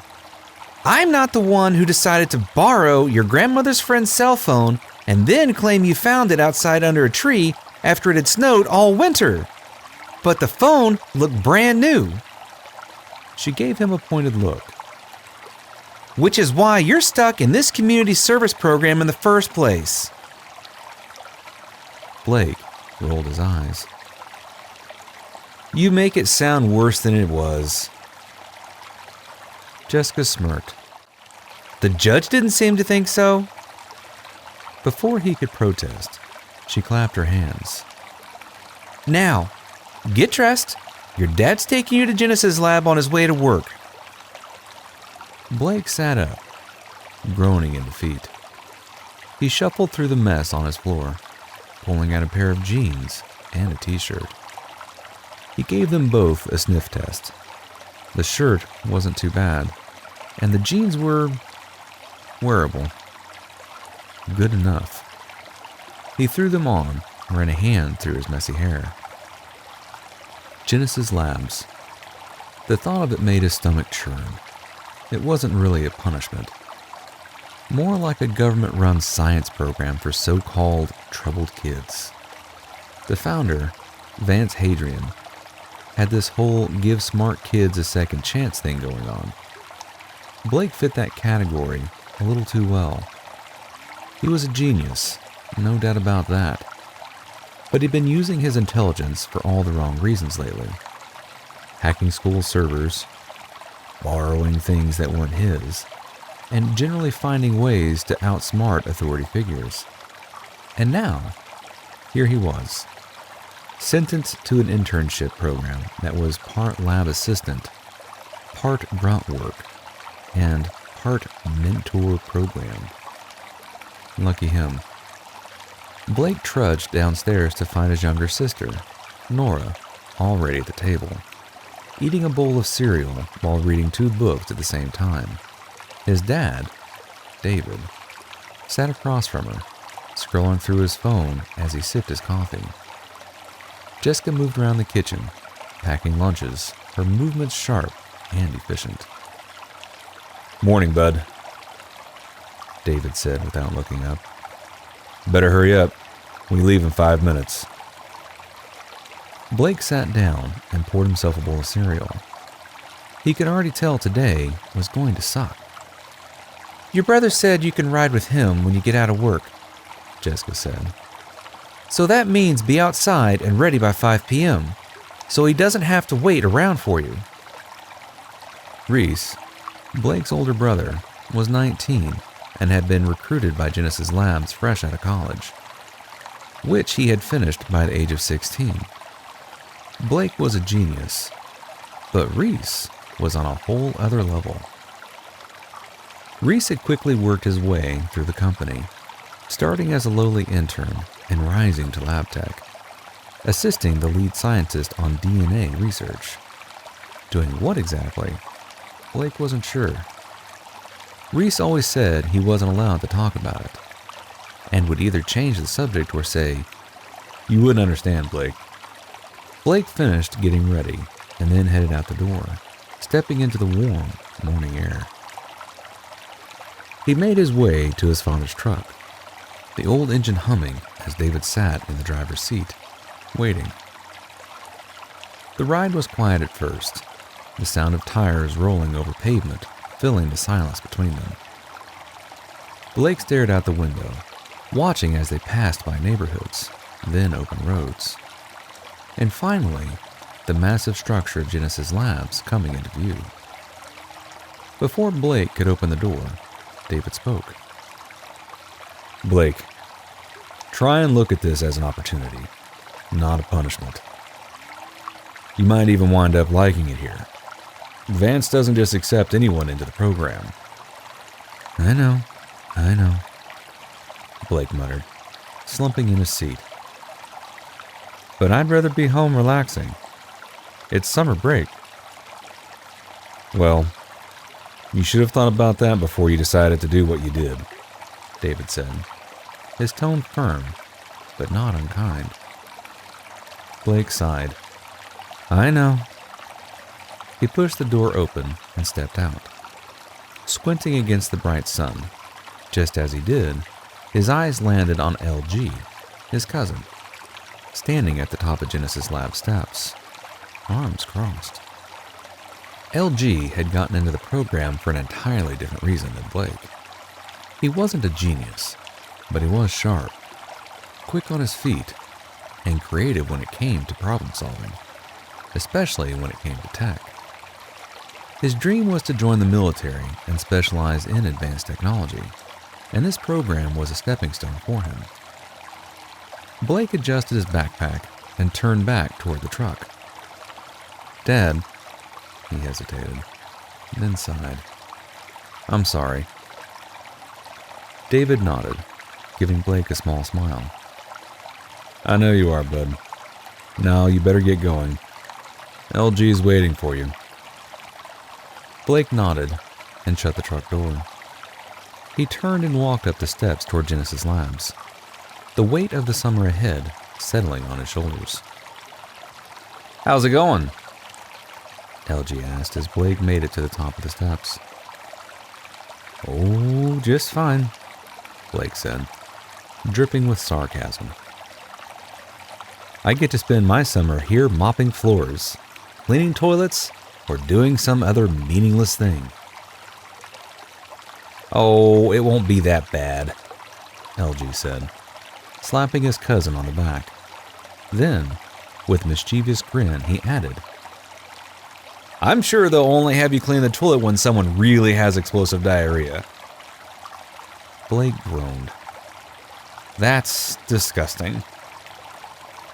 LG smirked. "Hey, you're the one who got yourself here. Just embrace your destiny." The boys laughed as they stepped inside Genesis Labs.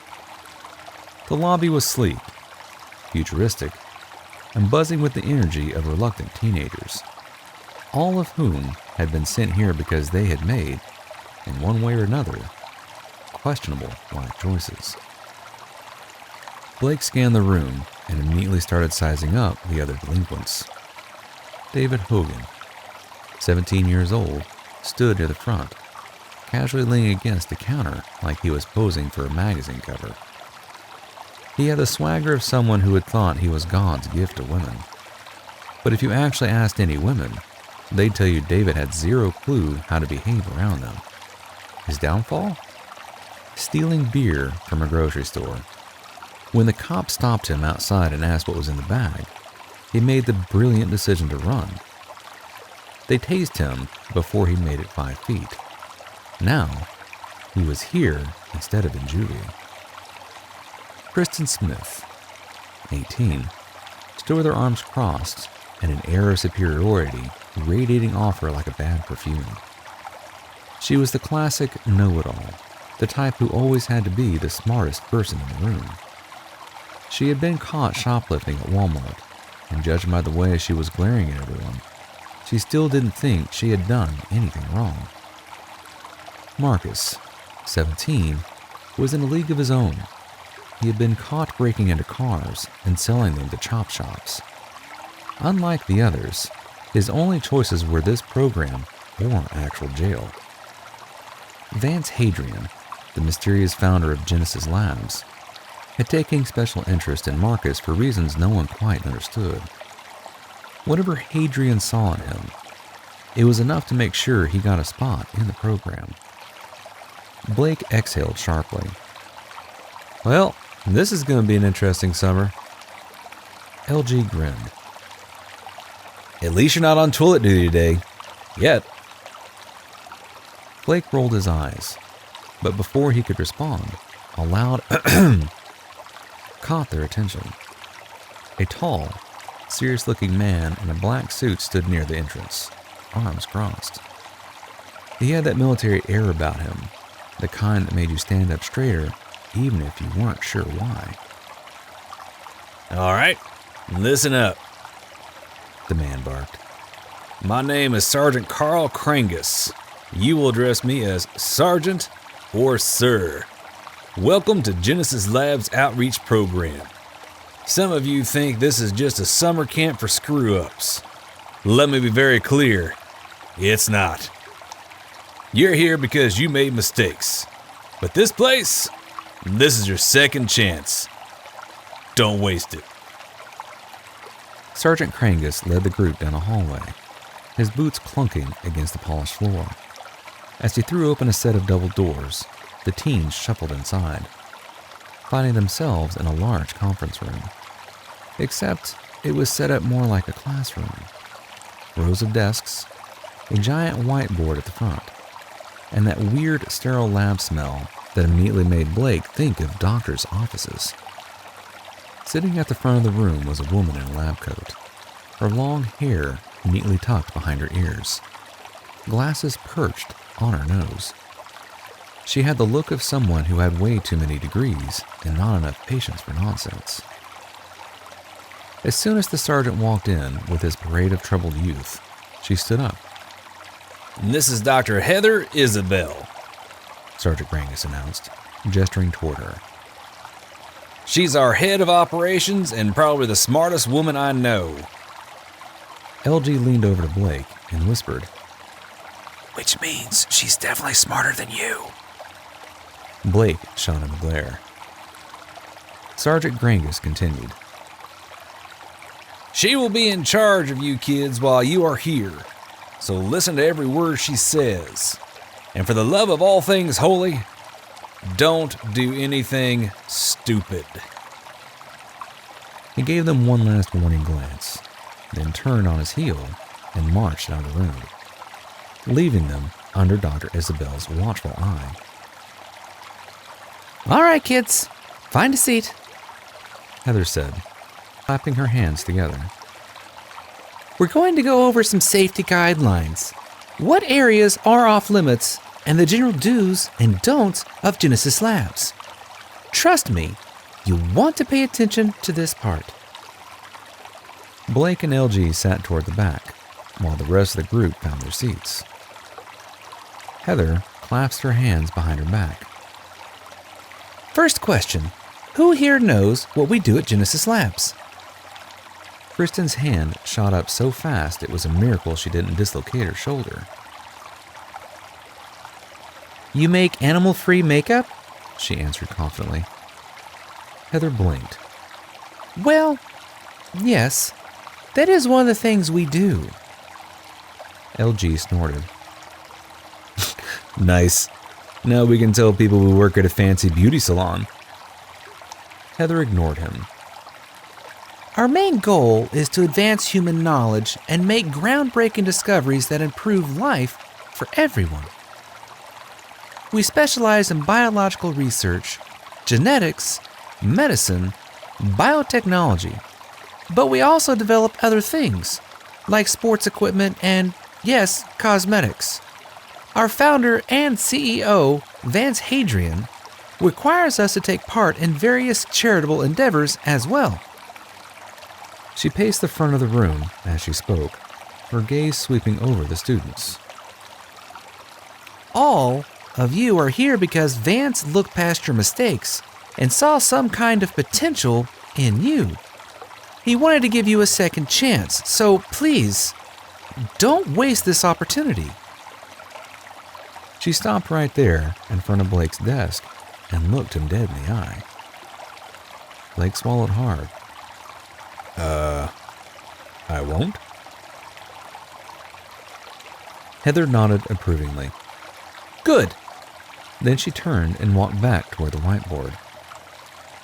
After Heather had gone over all the do's and don'ts of the lab, she clapped her hands together and announced, All right, kids, we're going to take our tour of the lab. LG groaned dramatically. I feel like I'm back in school again. Would you be quiet? Blake muttered as they all shuffled toward the door, lining up like kindergartens on a field trip. They followed Heather down the hallway and ascended a flight of stairs, their footsteps echoing in the sterile, futuristic facility. The place was spotless, with sleek metal walls and bright overhead lighting that made everything look extra high-tech, like something straight out of a sci-fi movie. Heather stopped in front of a set of large double doors and turned to face them. Through these doors is our main lab. I'm going to ask you not to touch or ingest anything. She paused, her gaze zeroing in on David Hogan, like a missile locking onto a target. David's eyes went wide with mock innocence. Who, me? He placed a hand over his heart, as if deeply offended by the very suggestion. Heather just sighed, then turned back to the open doors. Chapter 6. Genesis Labs. Heather opened the massive double doors, revealing a laboratory so large it looked like something out of a futuristic sci-fi movie.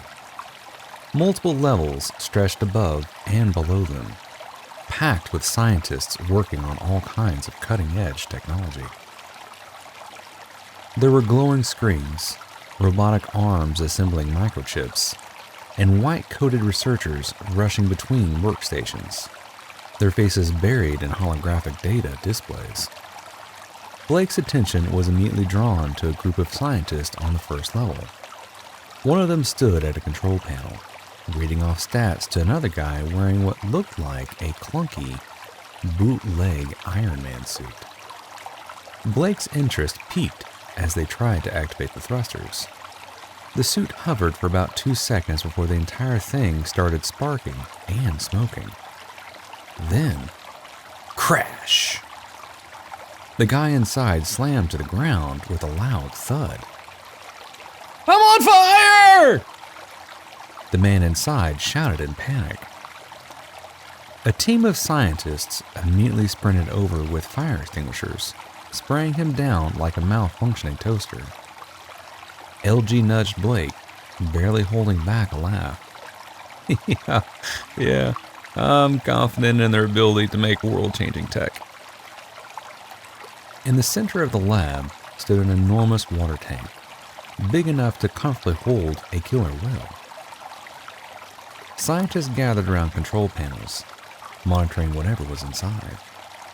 But no matter how hard Blake squinted, he couldn't see what lurked within the depths.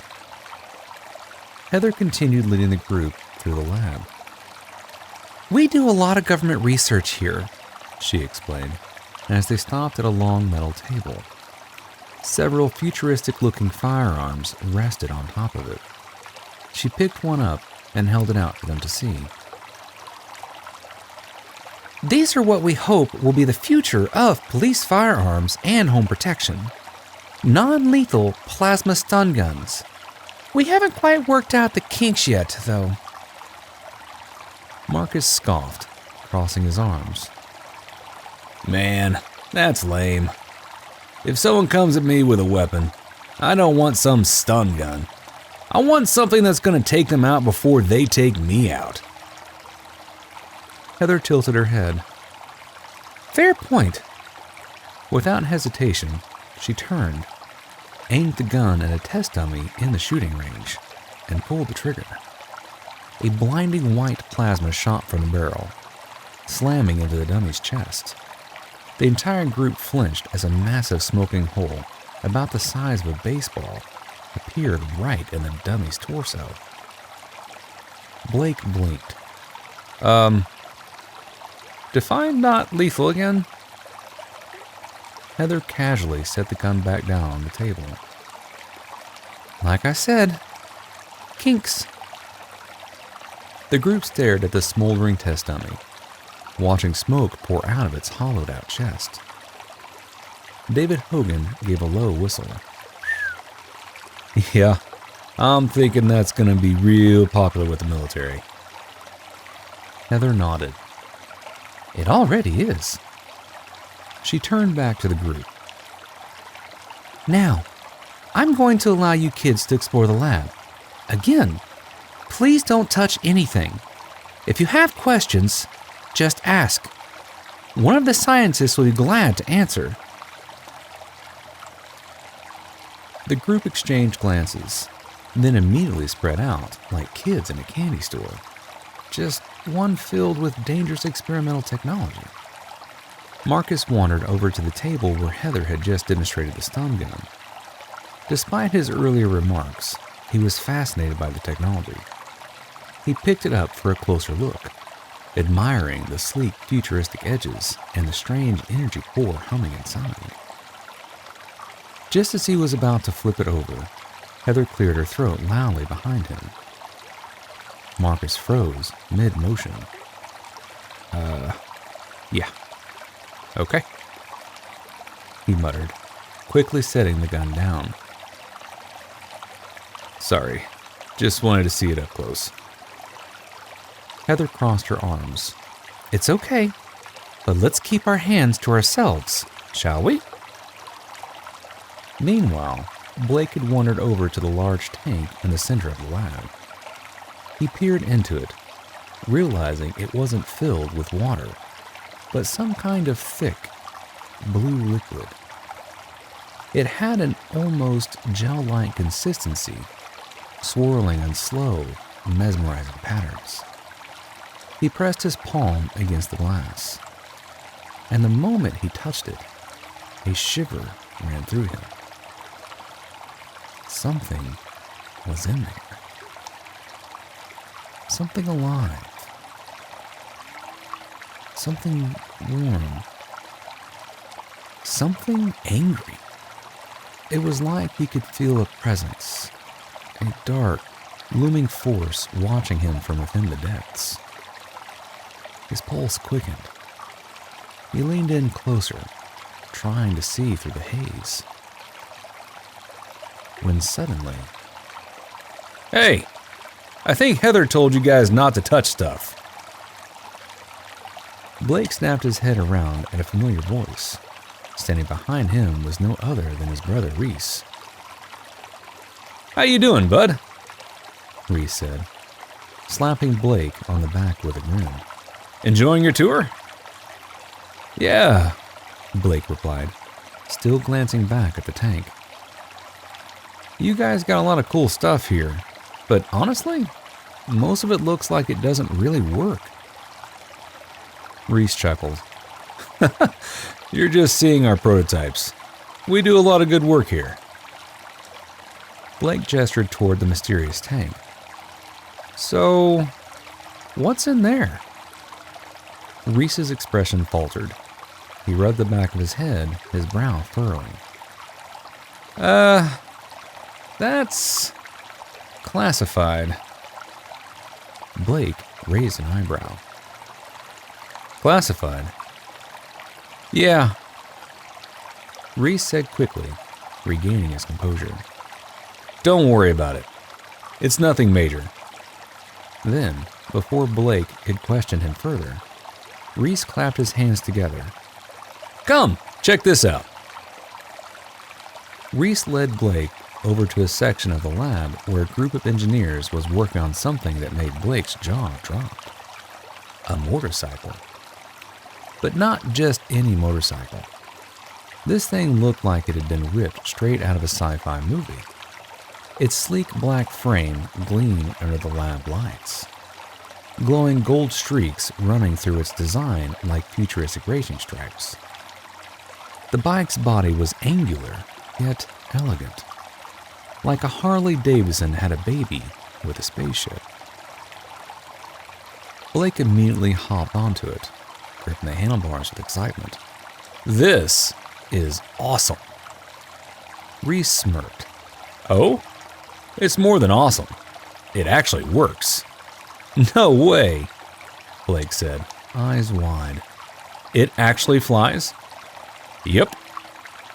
Reese walked over to a nearby computer, hit a key, and the bike hummed to life. A deep, vibrating thrum filled the room as the motorcycle lifted off the ground, hovering effortlessly in midair.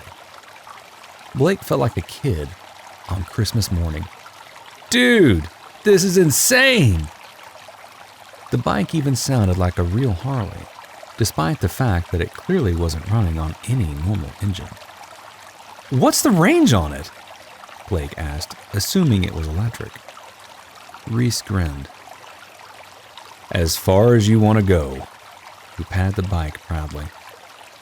It's powered by a Zephron core. Blake blinked. Oh, what now? The Zephron core, Reese repeated. Vance designed it himself. It's a high-efficiency energy source that never depletes as long as there's atmospheric particles to convert. We spent hours working on this bike. Vance calls it his baby. Blake whistled, thoroughly impressed. Dang. So, when do I get to take it out for a test drive? Reese let out a sharp laugh. Ha! Never. Blake groaned dramatically. Man, that's just cruel. Reese shook his head. Trust me, the last thing we need is you accidentally flying this thing into the side of Genesis Labs. Blake huffed. Okay, fair point. The bike continued to hover as the other teens gathered around, all equally mesmerized. As Blake got off the bike, he turned to his brother, his mind still racing. So, you and Vance really worked on this together? Reese chuckled. Yeah, Blake, he said with a smirk. Blake ran a hand through his hair, clearly impressed. Man, what's he like, Reese? He's got to be next level cool. I mean, we're talking about the guy who built all of this from scratch. He's kind of a personal hero of mine. Reese nodded. He's awesome. Not all that stuck up like you might think. You can tell he really loves making things, and he actually understands the science behind them. Reese grinned. You'd probably like him. Before Blake could respond, the entire lab was suddenly thrown into darkness. A second later, blaring red emergency lights flashed, casting eerie shadows across the lab. A loud, piercing alarm echoed through the room. Heather instantly switched into leader mode. Everyone, stay calm, she commanded. A voice crackled over the intercom. Dr. Isabel, it's the Alaska lab. They're saying they're under attack. Heather's head snapped toward the speaker. What? Attack? From who? There was a brief moment of silence before she barked. Pull it up on the monitor! A scientist at a nearby station scrambled to press a few keys. The giant screen on the lab wall flickered to life. At first, the image was distorted, static flickering across the display. Then, the screen cleared, revealing a horrifying sight. A massive facility, or rather, what was left of one. Buildings crumbled, smoke and fire poured from shattered walls, and emergency lights flickered desperately through the haze. What the happened? Heather muttered to herself. Blake, LG, Marcus, Kristen, and the other teens stared in stunned silence. Then, a massive foot came crashing down on the camera broadcasting the feed, cutting off the transmission entirely. The screen went black. The room was so silent, Blake could hear his own heartbeat. What was that? He asked, his voice barely above a whisper. Heather didn't answer right away. She stood frozen, staring at the dark screen, as if trying to process what she had just seen. Finally, she turned, her face set with determination. I don't know, she admitted. But I do know it's time to get you kids out of here. She turned toward one of the lab assistants. Anna, take these kids back to the classroom. Make sure they grab their stuff, then get them out of the building. Anna, a young woman with short brown hair and a clipboard, nodded quickly. Yes, ma'am. Heather turned back to her team. And somebody get me Vance on the phone, now! As the kids were hurried out of the lab, Blake's mind raced. That thing, whatever it was, had completely leveled a high-security research lab. And something told him that was just the beginning. The kids followed Anna back toward the classroom, but as they walked, LG leaned toward Blake. Man, what was that thing? You saw it, right? Yeah, I saw it, Blake muttered. Now be quiet. Why? LG asked. Because I'm thinking. Thinking what? Before LG could press further, Anna started leading the group up the stairs. That's when Blake grabbed LG by the coat and yanked him down a hallway to the right. This way, Blake whispered. What are you doing? LG hissed, looking over his shoulder to make sure no one saw them. Blake's eyes gleamed with curiosity. Look, something big is going on here. Don't you want to know what? LG hesitated, then sighed. Yeah. Then come on. Blake led LG down a side corridor, stopping in front of an air vent he had noticed earlier. It wasn't big, but it was just large enough for them to crawl through if they crouched. Nope, no way, LG said, crossing his arms. I draw the line at air ducts, man. That's how people get stuck, or worse, farted on in closed quarters. Blake rolled his eyes. Quit being dramatic. It's the fastest way to get back to the lab without getting caught. LG, grumbled but followed as Blake pried open the vent cover. The two squeezed inside, inching their way forward through the narrow metal tunnel. It wasn't exactly pleasant. Dust clung to their hands, and the air was thick with the smell of old electronics and metal. But they kept moving. Finally, they reached the other side, peering through the vent just in time to hear Heather speaking. Understood, sir. She flipped off the screen and turned to a lab tech. Get a team ready and the trucks prepped. Tell the sergeant we'll need an escort. We're going up there to find out for ourselves what's going on. All communication has been cut off from the Alaska lab. The lab tech looked uneasy. Dr. Isabel, the sergeant's already been pulled away by the military. Whatever's going on up there, it's got them interested too. Heather didn't miss a beat. Then get word to him that we're joining them, and make it fast. Vance wants answers, and so do I. Blake and LG turned toward each other, eyes wide. You hear that? Blake whispered. They're heading up there to check this thing out. LG gave him a wary look. Yeah? And? Blake grinned. We gotta find a way to get on those trucks. LG recoiled like Blake had just suggested they lick a toilet seat. Are you nuts? You want to sneak onto a truck filled with scientists and soldiers? You don't think they're gonna notice a couple of extra passengers? Not if we're smart about it, Blake said. And you won't mess up your long-term goals, okay? I just want to know what's going on. We all saw that thing.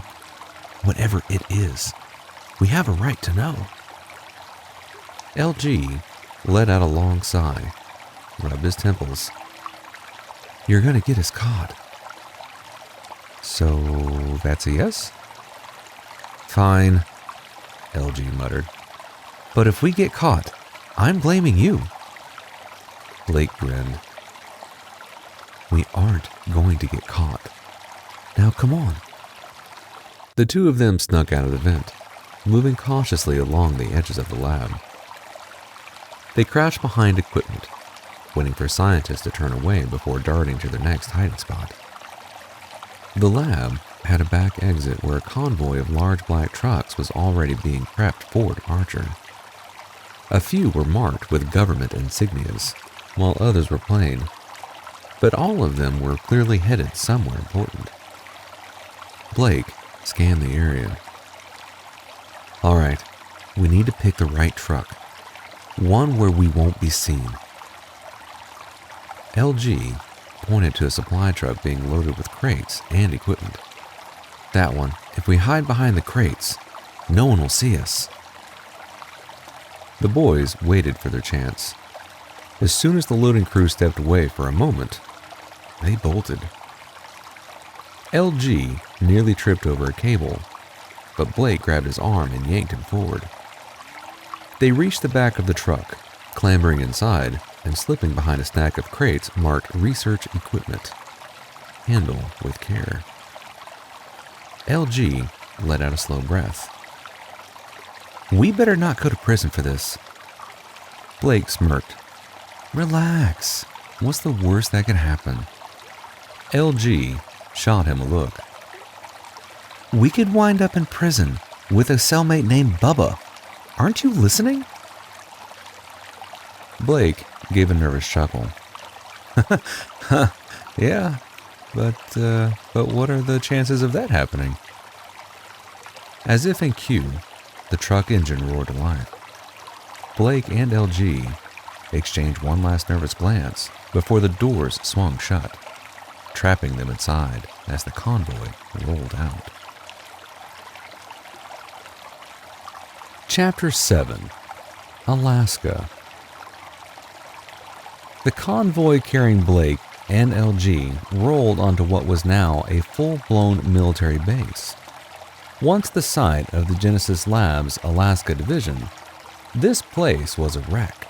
More than half of the main building lay in ruins. twisted metal and crumbled concrete littering the snow-covered ground. Whatever had attacked this place hadn't just knocked on the door. It had kicked it down, stomped on it, and set it on fire for good measure. Military tents, trucks, and heavily armed soldiers were everywhere, turning what used to be a research facility into a war zone. Blake peeked through a crack in the truck, his eyes wide. "Well, this is comforting." LG groaned. "Yeah, great vacation spot. 5 stars. Would sneak in again." The truck came to a stop, and voices outside signaled that it was time for them to move. "I want this truck unloaded and everything set up. We need this place fully operational within the hour," a voice barked. Blake and LG crept to the back of the truck, holding their breath as heavy boots stomped around outside. "We better move now," LG whispered. "Unless you want to get caught." Agreed, Blake said. They waited until the voices faded into the distance before slipping out the back of the truck. Sticking to the shadows, they carefully weaved through the camp, ducking behind crates, vehicles, and anything big enough to keep them out of sight. Soldiers and scientists hurried past, too focused on their own tasks to notice a couple of stowaways sneaking through their base. Eventually, they reached what looked like the command center, a massive tent raised on a platform, buzzing with activity. Military personnel and scientists moved in and out, their faces tense. Inside, a woman stood at the center of the room, scanning a series of glowing hollow charts while officers briefed her. Blake and LG crouched behind a stack of crates, exchanging a quick glance. This was it. Time to find out what was really going on. "General Strayer," A man began, his voice tense. "All reports indicate the creature attacked unprovoked. It appeared in the harbor out of nowhere and immediately started attacking. The Coast Guard tried to engage, but they were completely ineffective. After that, it made its way into town, destroying everything in its path." General Sarah Strayer stood with her arms crossed, her sharp eyes locked on the holographic display in front of her. A 3D image of the creature rotated in midair, along with the limited footage they had of the attack. "It's massive," she muttered. "Our scientists estimated it 150 feet, sir," the man confirmed. Sarah stepped closer to the image, narrowing her eyes as she studied the beast's posture, its movements. There was destruction, yes, but something felt off. She barely noticed when she whispered under her breath, "Where did you come from?" "Sir?" the man asked, confused. "This creature didn't just appear out of thin air," Sarah said, snapping out of her thoughts. "It came from somewhere, and it wants something." She gestured toward the images. "If you ask me, this doesn't look like a deliberate attack. This looks like a frightened animal in full panic mode. We need to figure out what it wants and where it came from before it causes any more damage."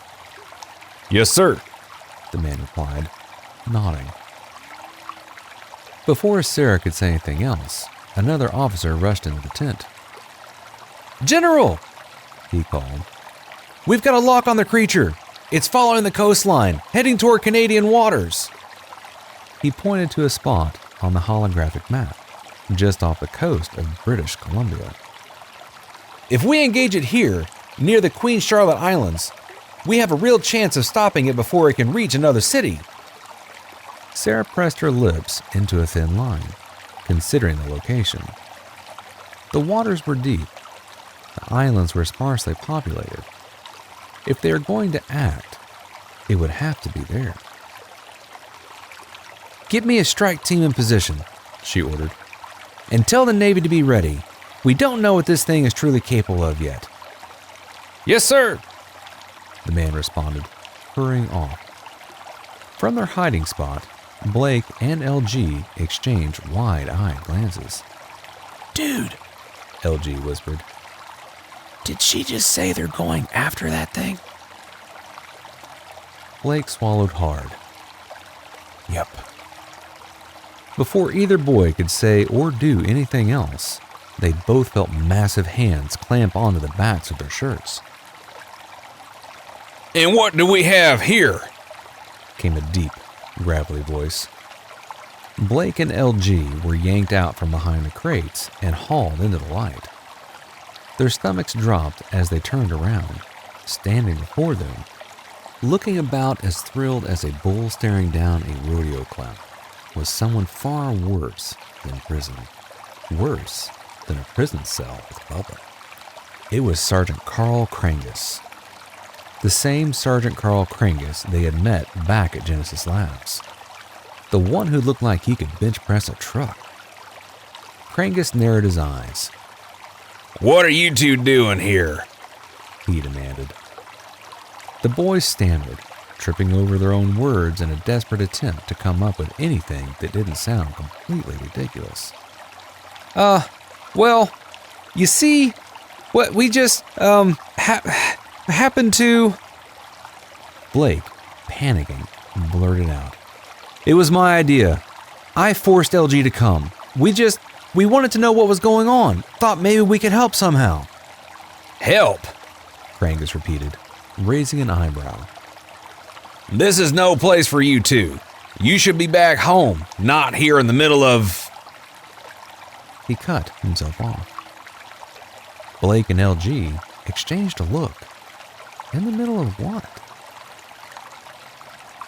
In the middle of what? LG asked suspiciously. Krangus clenched his jaw. Never mind. He gave them both a firm yank. Come with me, he ordered. The general will know what to do with you. Sergeant Krangus marched Blake and LG straight to the center of the command tent, like a warden escorting two prisoners to their sentencing. The boys barely had time to exchange nervous glances before they found themselves standing before General Sarah Strayer and Dr. Heather Isabel, two of the most intimidating people they had ever seen in their lives. The two women were hunched over a massive hollow display, their eyes locked onto a blinking red blip that crept across the digital ocean. Omega. The kaiju was closing in on a naval fleet stationed just off the Canadian coast. This thing isn't stopping, Heather muttered, zooming in on the display. No, it's pushing forward, Strayer corrected. It's got a destination in mind. We just don't know what it is yet. The two were so engrossed in their conversation that they didn't even register the presence of the two teenage stowaways. At least, not until Krangus gave a loud, deliberate throat clear that could have doubled as a cannon blast. Strayer and Heather both snapped their heads up. Their eyes landed on Krangus, and then drifted to Blake and LG, who stood there grinning awkwardly. Sarah straightened up, folding her arms as she eyed the two boys. Tell me, Sergeant, are we recruiting children now? No, sir, Carl replied, his grip still firm on their shoulders. Got these two snooping around. They must have hidden on one of the trucks from Genesis Labs because, if memory serves me right, they're part of that program Vance runs for problem kids. They are, Heather spoke up, her gaze narrowing. LG, Blake, what are you doing here? You were supposed to go back with Anna and then home. Not here. Blake hesitated for a moment before stepping forward. It was my idea. Dr. Isabel. LG didn't really want to come. I forced him. It's just, we saw that video call, Blake continued. That huge foot, or whatever it was, came crashing down on the camera, cutting off the feed. We wanted to know what it was. I see, Sarah said, her expression unreadable. Before she could say more, alarms blared from the hollow display, filling the tent with flashing red lights. General, Heather called out, urgency in her voice. They're about to engage. It's closing in on the first ship. Sarah immediately turned back to the hollow display, her focus shifting. I'll deal with you boys later. For now, Sergeant, help them find a seat. Sergeant Krangus flopped the two boys in a pair of folded chairs off to the left.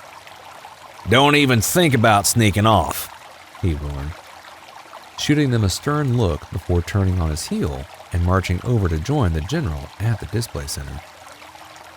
All three adults held their breath as the first confrontation with the creature was about to begin. A robotic voice echoed through the command tent, cold and mechanical, counting down the distance to full engagement. 30 feet. A tense silence filled the room. 29 feet. Sergeant Krangus folded his arms, jaw tight. Heather clenched her fists. Sarah's eyes never left the display. 28 feet. The blip on the hollow screen inched closer. 27 feet. Blake and LG exchanged nervous glances, but said nothing. 26 feet. Sarah exhaled sharply. 25 feet. Aboard the U.S. Valor, the lead destroyer in a fleet of 3 Zumwalt-class stealth destroyers, the crew worked frantically.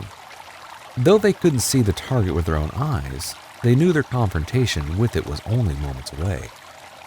The Virginia-class attack submarines lurked beneath the waves, their sonar locked onto the incoming kaiju. Deep below, Omega swam closer, her instincts screaming at her not to stop. A voice crackled through the radio to the lead ship from the USS Vengeance, the flagship submarine. We have it on screen, sir. Waiting for your orders. The response came quickly, the commander's voice firm. Fire at will. That thing has already attacked civilians. We need to stop it before it can do any more damage. A torpedo shot from the Vengeance, slicing through the dark water before detonating just a few feet in front of Omega. The explosion from the torpedo did nothing but enrage Omega.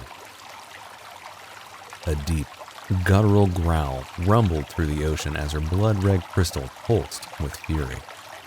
She surged forward, slicing through the water like a missile, her massive form closing in on the USS Vengeance, the very sub that had fired the first shot. Inside the Vengeance, alarms blared, red warning lights flashing across every screen. She's coming straight for us! A crewman shouted, gripping his console in terror. Brace for impact! The captain roared. Before they could react, Omega's massive jaws clamped down on the Vengeance's reinforced hull. The entire submarine lurched violently as her razor-sharp teeth sank into the metal, crushing sections of the outer frame like tin foil. Sailors were thrown from their seats, sparks flying from overloaded circuits. We're taking damage! One officer cried. The engines are failing! Another yelled as Omega began shaking the sub violently, thrashing her head back and forth like a predator refusing to let its prey escape. The pressure inside the Vengeance spiked, and the entire vessel groaned in protest as it was about to be ripped in half. Meanwhile, the other two submarines, the USS Titan and the USS Revenant, rushed into action. Fire torpedoes, now! The captain of the Titan commanded. Twin torpedoes launched from both submarines, slicing through the ocean with deadly precision. In seconds, they reached Omega and detonated on either side of her in a thunderous explosion. The shockwave sent a violent ripple through the water, forcing Omega to release the Vengeance as she was blasted backward. The submarine, now heavily damaged, wasted no time in retreating, limping away as fast as its failing engines would allow. As the explosion cleared, silence fell over the battlefield. For a moment, it seemed like the torpedoes had done their job. But then, a massive shadow loomed through the smoke and debris. Omega was still there, unharmed. Her blood-red crystal burned with energy, radiating in an eerie glow. Inside the Titan, panic spread through the crew. How is that thing still standing? It didn't even scratch her! Omega let out an earth-shaking roar, her fury reaching its peak. And then, the crystal on her forehead flared, energy crackling around it like a living storm.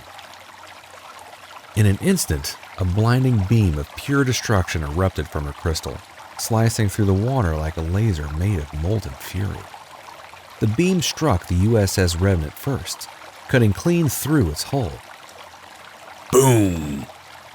The submarine exploded instantly, torn apart in a massive fireball beneath the waves. The USS Titan tried to maneuver out of the way, but it was too late. Omega's energy beam adjusted, locking onto the second target. Boom! Another explosion rocked the ocean, sending a massive shockwave outward. Within seconds, both submarines were gone, obliterated. Only the USS Vengeance remained, limping away into the darkness, barely escaping Omega's wrath. But the battle was far from over. Above, the USS Valor and the other destroyers sprang into action, dropping death charges in rapid succession. The ocean lit up with explosions as the heavy bombs sank toward Omega, detonating one after another in a desperate attempt to stop the rampaging kaiju. The water churned violently, a battlefield of fire, debris, and smoke. Omega surged forward, propelling herself through the churning waters as explosions from the death charges thundered around her. The ocean was a maelstrom of fire, foam, and destruction. But Omega was undeterred. She had dealt with the submarines. Now, she set her sights on the destroyers. Spotting an underwater ridge close to the surface, she angled her massive form upward, powerful limbs propelling her toward it. The ridge provided just enough elevation for her next move. Then, like a leviathan rising from the depths of a legend, Omega emerged. A deafening roar tore through the air as she rose above the waves, water pouring off her massive body in torrents. Her blood-red crystal pulsed, illuminating the thick mist rolling across the sea. The sheer size of her was enough to turn hardened sailors into statues of fear. Holy cow, one crewman whispered, his voice barely audible over the chaos. On the bridge of the USS Valor, Captain Reynolds gripped the railing, his knuckles white. all guns! Open fire, now! He barked. The order was followed instantly. The destroyers unleashed their full firepower. Flashes of light erupted across the warships as cannons roared, sending explosive shells screaming through the air. Anti-aircraft guns opened up, filling the sky with red-hot tracers. Missiles streaked toward Omega, leaving thick trails of smoke behind them. The night turned to day as the full force of modern military might came crashing down on a creature that shouldn't exist.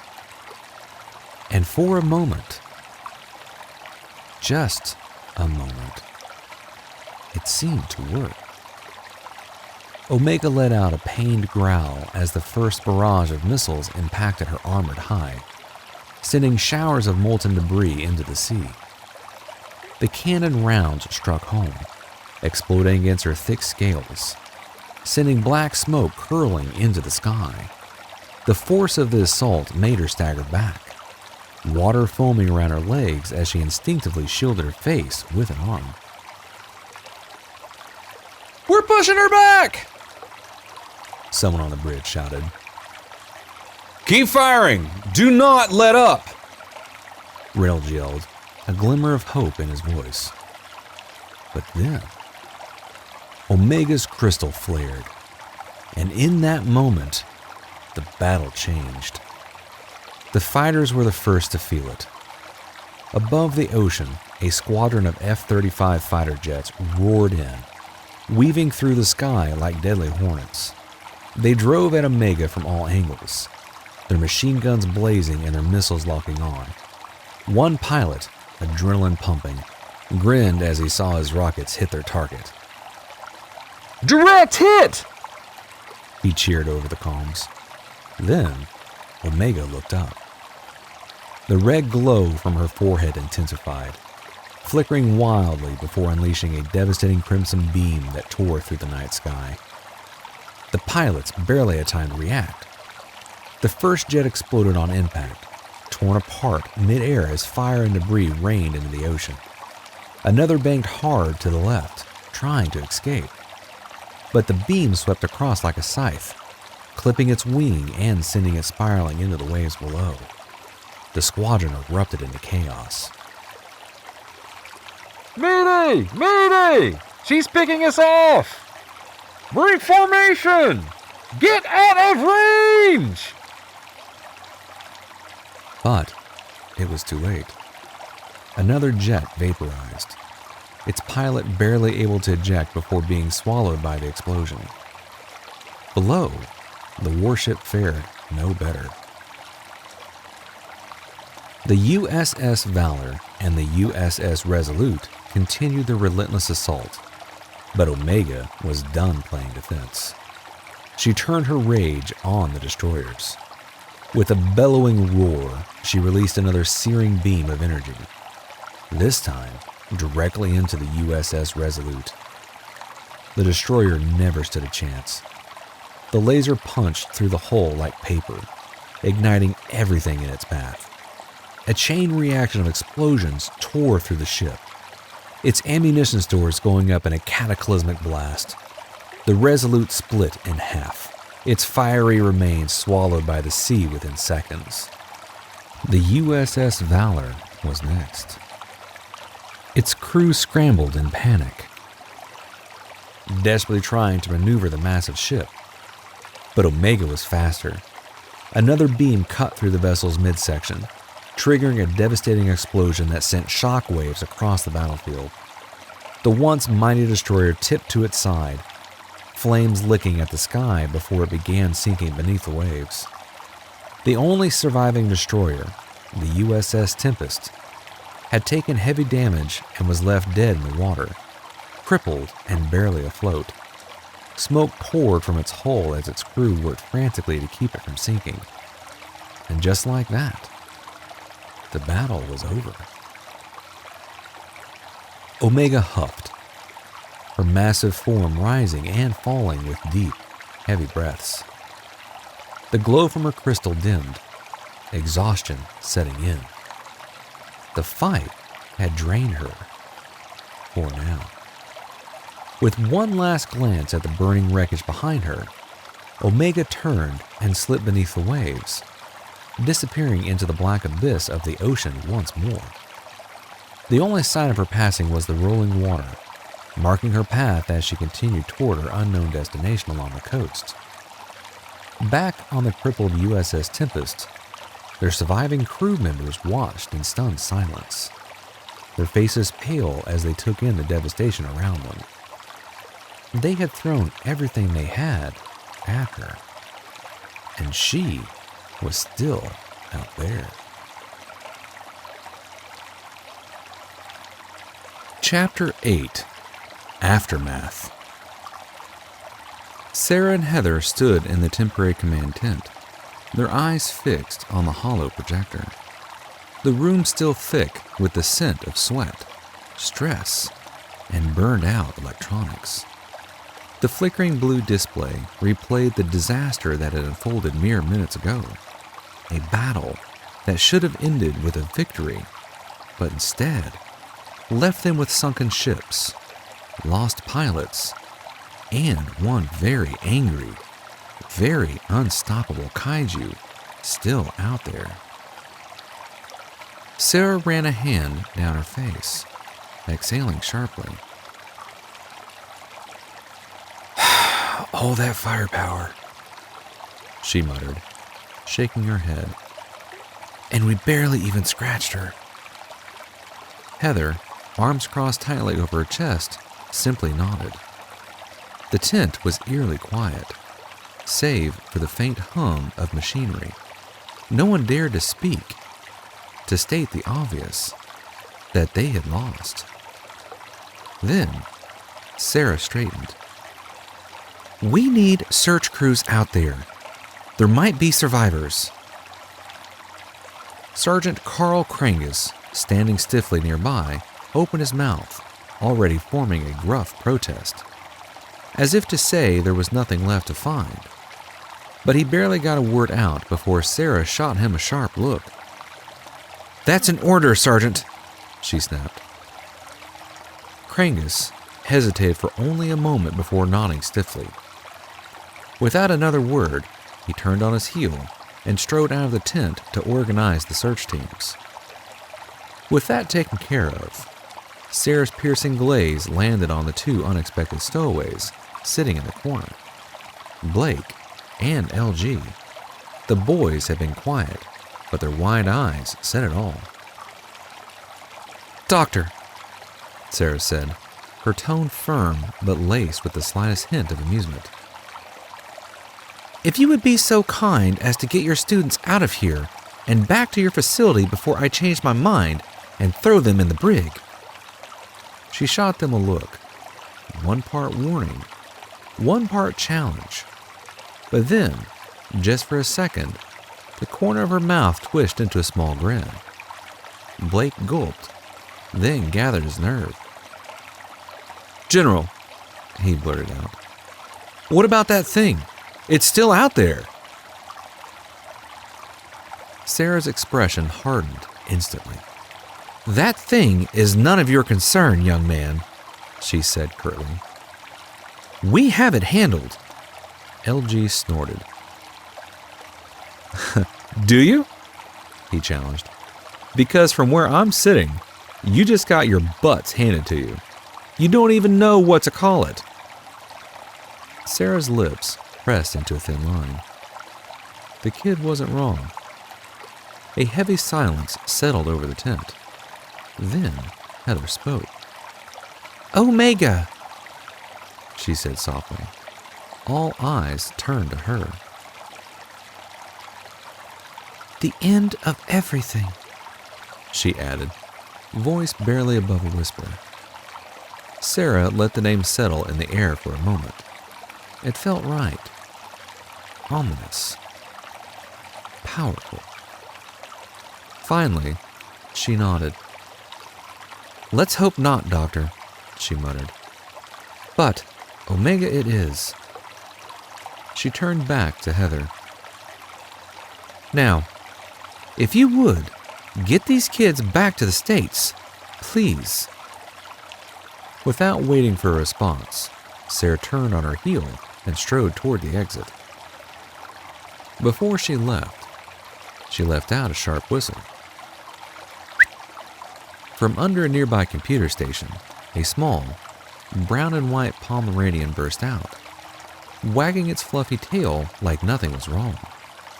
The tiny dog, Kevin, trotted happily over to Sarah, who scooped him up effortlessly and tucked him under her arm. The contrast was almost comical. A hard-as-nails general cradling a tiny, enthusiastic fluff ball. But no one dared to comment. Kevin licked her cheek.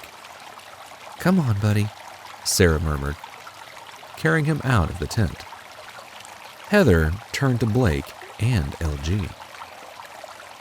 The boys exchanged a nervous glance. "You two," she started sternly, then paused. She sighed, then shook her head. "Come with me," she said at last, motioning for them to follow. Blake and LG scrambled to their feet, unsure whether they were relieved or doomed, and hurried after her as she led them toward a waiting convoy of trucks. As Heather led the two teens toward the trucks, one of her lab assistants sprinted up to her, slightly out of breath. "Doctor, it's made landfall," he blurted out. Heather's eyes widened. "What? Where?" "Washington. Sighting suggests it's wounded. And if we have any hope of studying it before the military gets wind of its location, this might be our only chance." Heather glanced at LG and Blake, then back at her assistant. She took a deep breath before giving the order. "Find Reese Bennett. Get a team together. Be ready to move in 30 minutes. LG and Blake exchanged excited looks. But before they could say anything, Heather turned to them. "Looks like your return trip is going to be delayed." Blake grinned. "You're taking us with you?" he asked, barely able to contain his excitement. Heather sighed. "I don't see that I have much of a choice. The general put me in charge of getting you home, which means you stay with me, and I'm going to where Omega is. So yeah, that means you're coming too." Blake fist-pumped. LG just shook his head with a half-smile. With that, Heather, Blake, and LG climbed into a Genesis Labs truck. Their vehicle linked up with a small convoy, engines rumbling as they pulled out, heading straight for Washington State, straight for Omega. The trucks rumbled to a stop near the Washington coastline, their tires crunching against the gravel and dirt. Scientists were already scattered around the area, buzzing with activity as they worked with all sorts of high-tech equipment. Among them was Reese Bennett, standing near a collection of jagged rocks stained with something dark and ominous. As Heather, Blake, and LG stepped out of the truck, Reese immediately approached, his face lit with excitement, but his tone was all business. "Dr. Isabel," Reese said, holding up a tablet displaying various data readings. "These reports were right. She's wounded. We've collected several blood samples from these rocks and are prepping them for a transport back to the lab." Heather glanced around, taking in the destruction. It didn't take long for the obvious to present itself. An entire row of trees had been smashed, toppled like dominoes in a straight line leading away from the shoreline. "Any idea where she went?" Heather asked, scanning the area. Reese shook his head. "We haven't seen her yet, Doctor, but the readings we're getting are incredible. And just from the limited testing we've been able to do out here." He hesitated for a moment, glancing at his data. "I can tell you one thing for sure. She's female, and she's pregnant." Heather's eyes widened. "She's what?" "Pregnant," Reese repeated, as if saying it again would make it easier to believe. Blake and LG exchanged a glance. "Well, that might explain exactly what she's looking for," Heather muttered. "I'm sorry?" Reese asked. "A nesting ground," Heather clarified. "From all appearances, this thing is reptilian. And if she's pregnant, that means eggs, which means she's searching for a safe place to lay them." Reese nodded, his expression thoughtful. Then, for the first time, he seemed to actually register who was standing beside Heather. His gaze landed on Blake, and his brows furrowed. "What are you doing here?" Reese asked, crossing his arms. Blake gave his brother an innocent grin. "Well, it's a long story." "Which I will summarize," LG interrupted, throwing an arm over Blake's shoulder. "They needed some experts on the case, so here we are." He leaned against the truck, looking as nonchalant as possible. Heather rolled her eyes.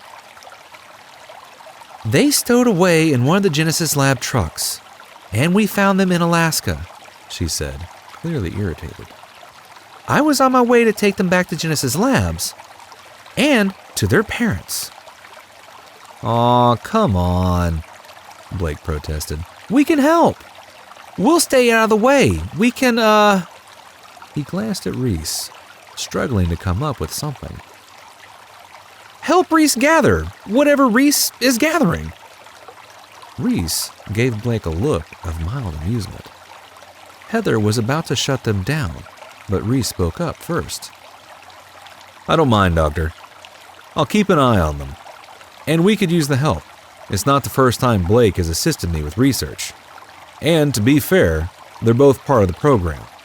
They're smart enough."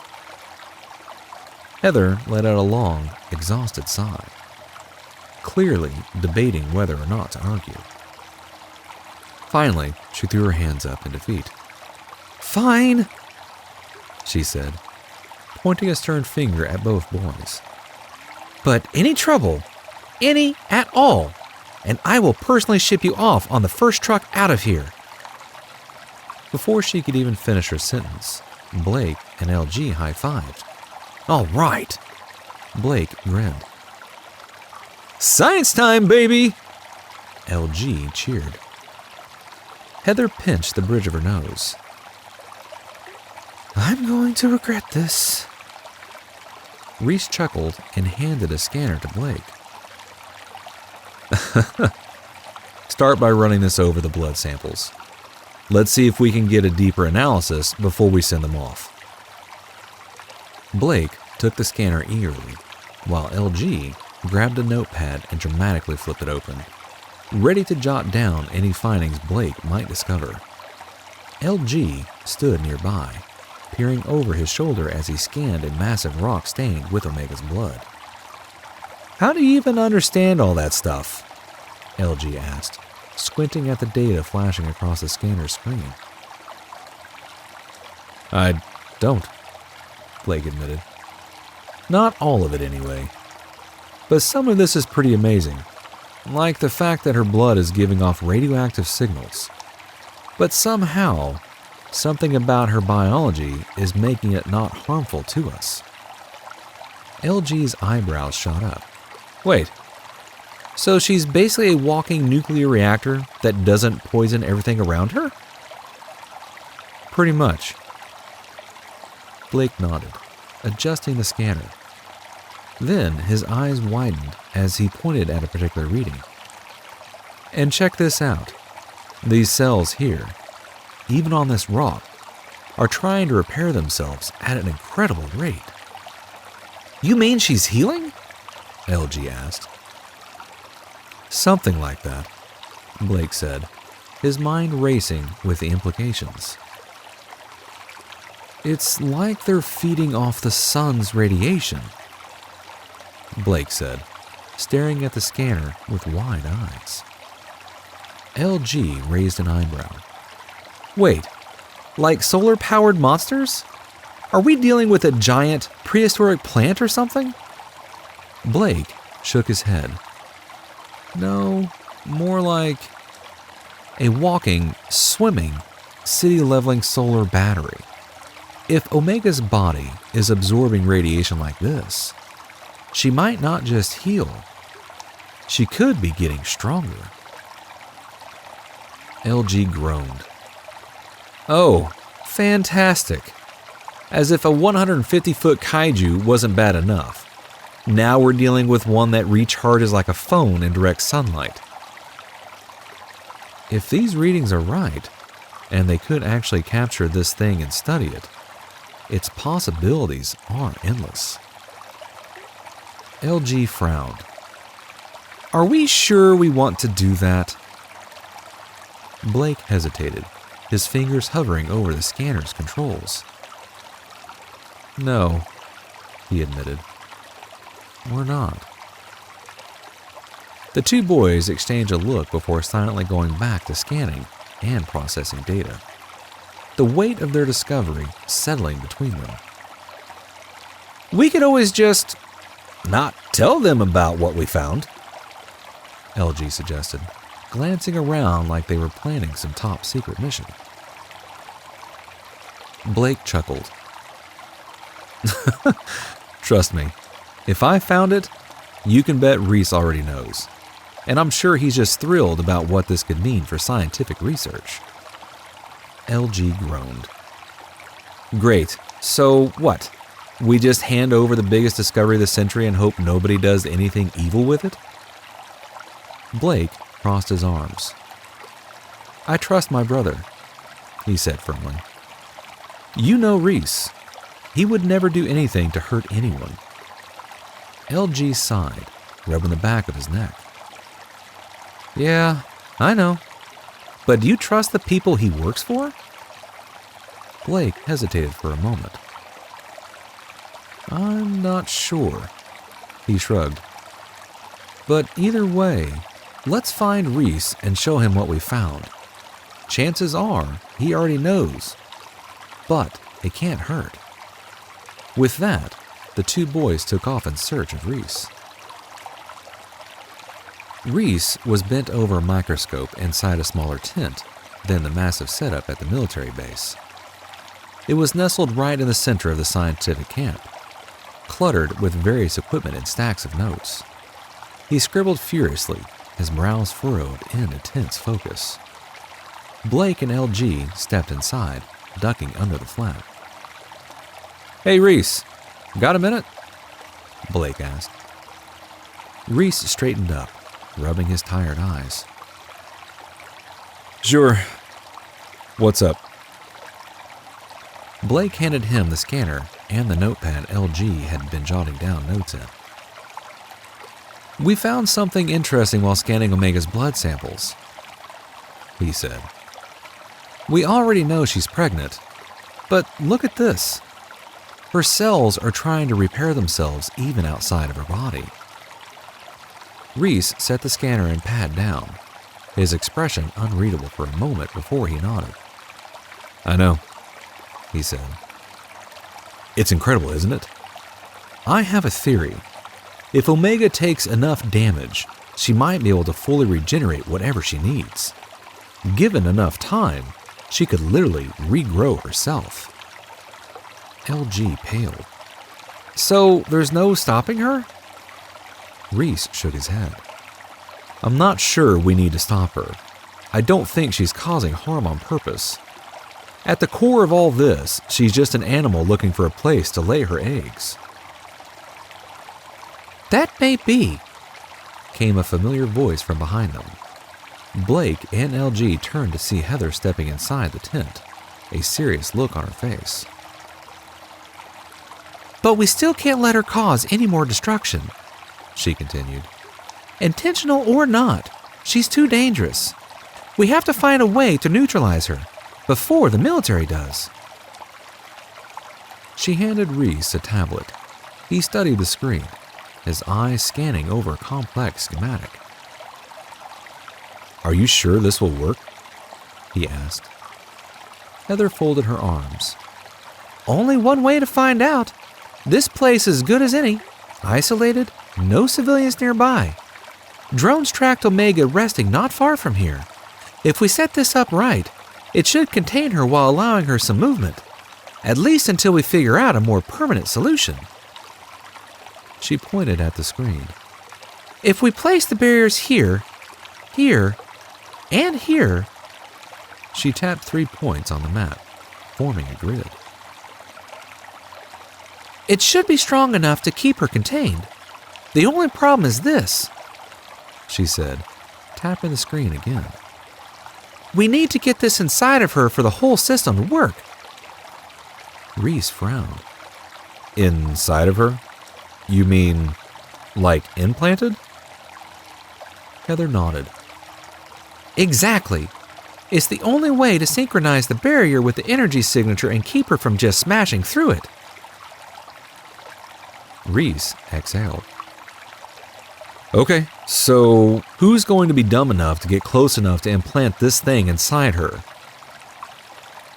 Silence. Then, a slow, mischievous grin spread across Blake's face. LG immediately groaned and shook his head. No, absolutely not. Blake, don't even think about it. I'm not going. Blake chuckled.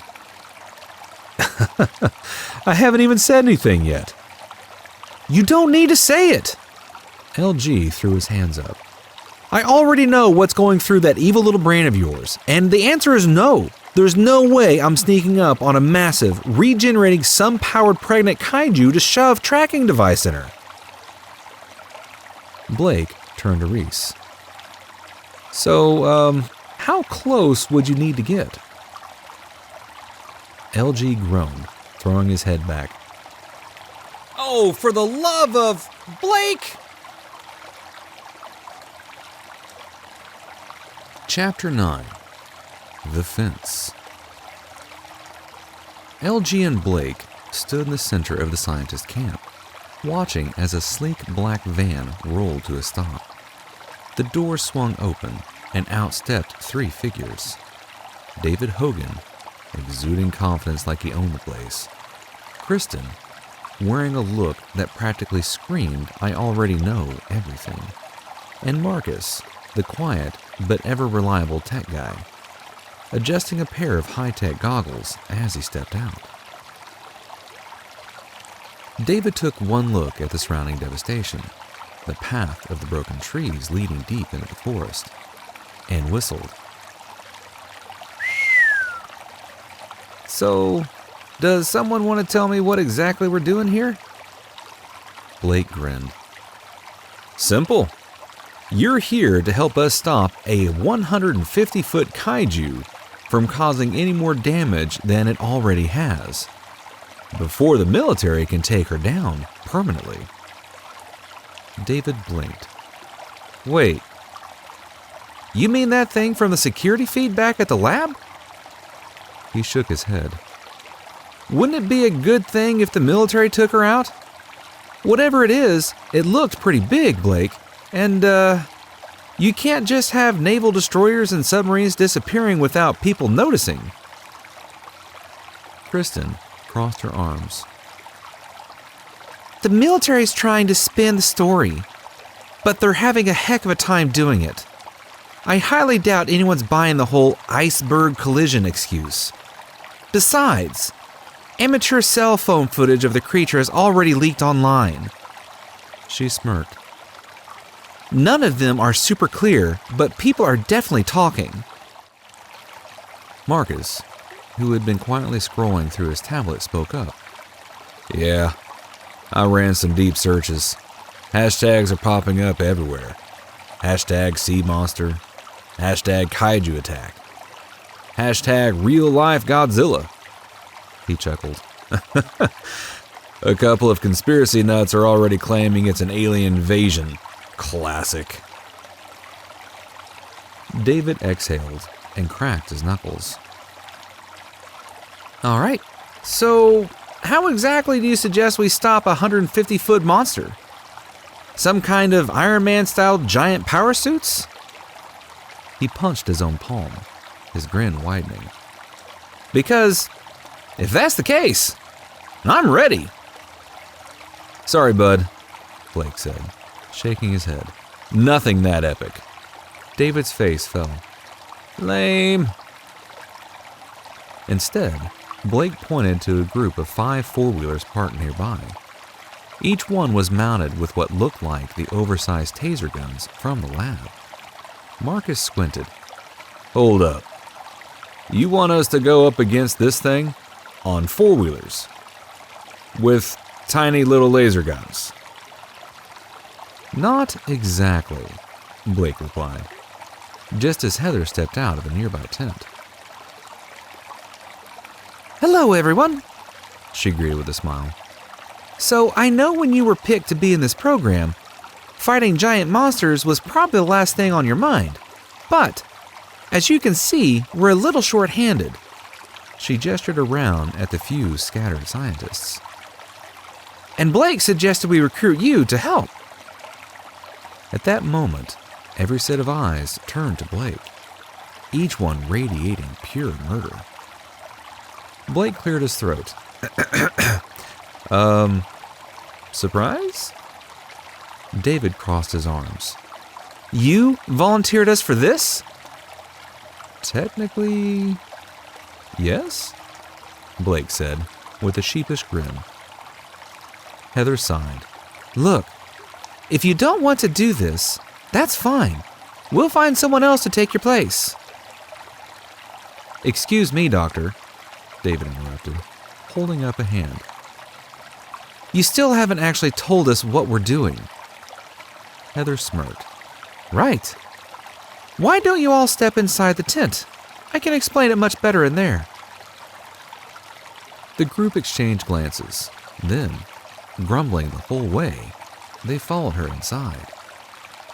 As the group of teenagers stepped inside the tent, Heather moved to the center, where a holographic map of the area flickered to life in the air before them. The glowing projection displayed the coastline, dense forests, and a few scattered red markers. This is us, Heather said, pointing to a spot on the map. Then, she gestured toward a large, pulsating red dot roughly 15 miles away. And this is Omega. David folded his arms. Well, that's comforting. Heather ignored him and continued. Using drones, we've determined she's sleeping right now. I have a team on the way to her location to gather biological samples. If they can do it without triggering another rampage. David raised a skeptical eyebrow. And you think poking her with needles while she's taking a nap is a good idea? That's like saying, hey, let's slap a bear and hope it doesn't wake up. We're hoping the samples we need don't require actually sticking her with anything, Heather replied. She's wounded. There's already plenty of material to collect without provoking her. David still looked unconvinced. But Heather moved on, pressing a button on a control panel. The holographic map zoomed in, highlighting 3 key locations surrounding Omega's position. This is where you come in, she said. You'll split into pairs and head to these 3 spots. The floor behind Heather slid open with a mechanical hiss, and 3 tall, high-tech fence posts rose from the ground, gleaming under the tent's lights. They looked sleek and futuristic, made of dark metal with glowing blue energy lines running along their length. A circular emitter pulsed softly, hinting at the advanced technology inside.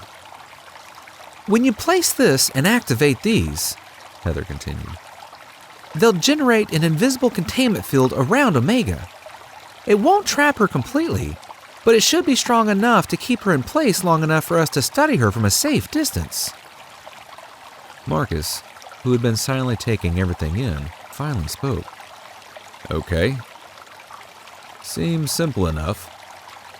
He squinted at Heather. What's the catch? Heather smirked. Oh, I'm glad you asked. All 3 posts have to be activated at the same time, Heather said, her tone serious. And our window isn't very big to get this done before Omega wakes up. Kristen crossed her arms. I'm sorry, but how do you know that? Heather pressed a few buttons on the control panel, bringing up a glowing display of fluctuating graphs and bio readings. Vital signs were obtained from the drones, she explained. We estimate that Omega will be fully recovered and awake in about 45 minutes. LG let out a low whistle. Not a lot of time to work with. Heather nodded. No, it's not. But that's not what we're most concerned about. She hit another control, and the display changed. This time, showing a monstrous, crab-like creature with jagged spiked armor and eerie, beady eyes. Blake leaned forward. What is that? Heather's expression darkened. That, She said. is what we're really worried about. Heather tapped the screen, zooming in on the crab-like creature.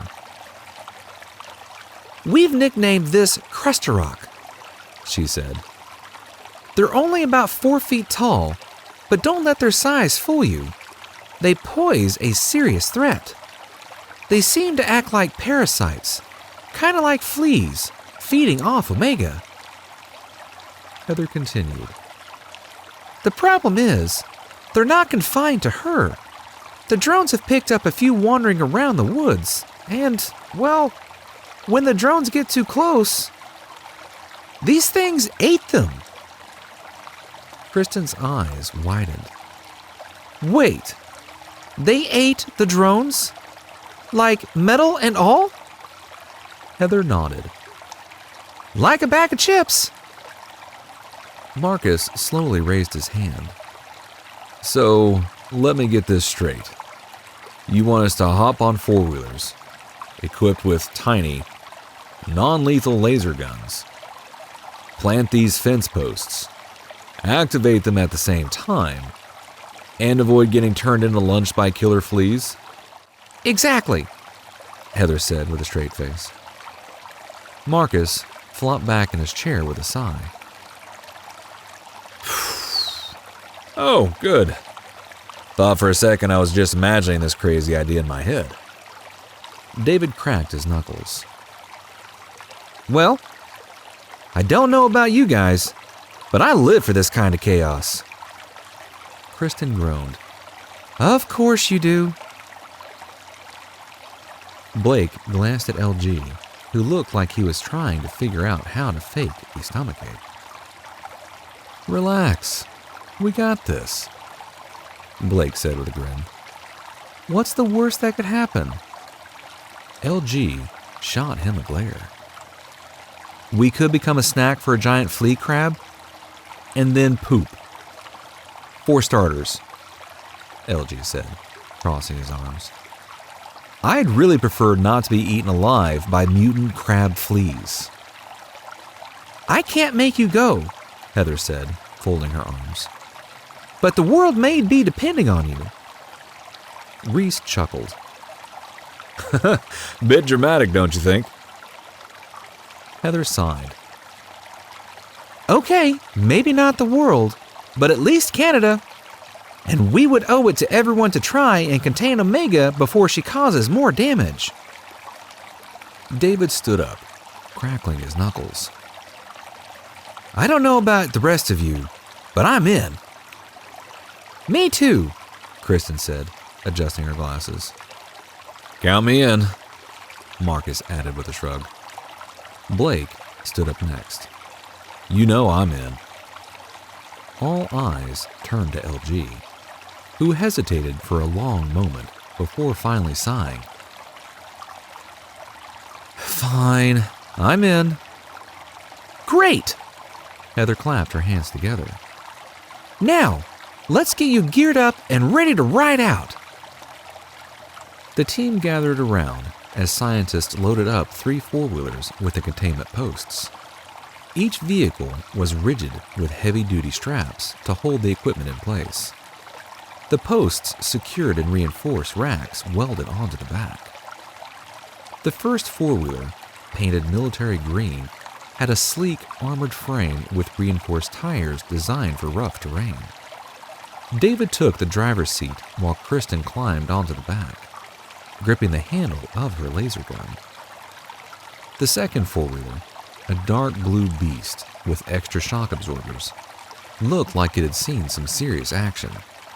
Blake hopped onto the driver's seat while LG, still looking very unsure about all this, climbed up behind him as the gunman. The third one, matte black with additional storage compartments, was built more for carrying gear than speed. Marcus took the wheel. 2 riders per four-wheeler, Heather reminded them. a driver and a gunman. Stick together and follow the plan. Marcus picked up one of the laser guns, turning it over in his hands. Are you sure these things are going to be enough? They're gonna have to be. Heather said. It's all we've got.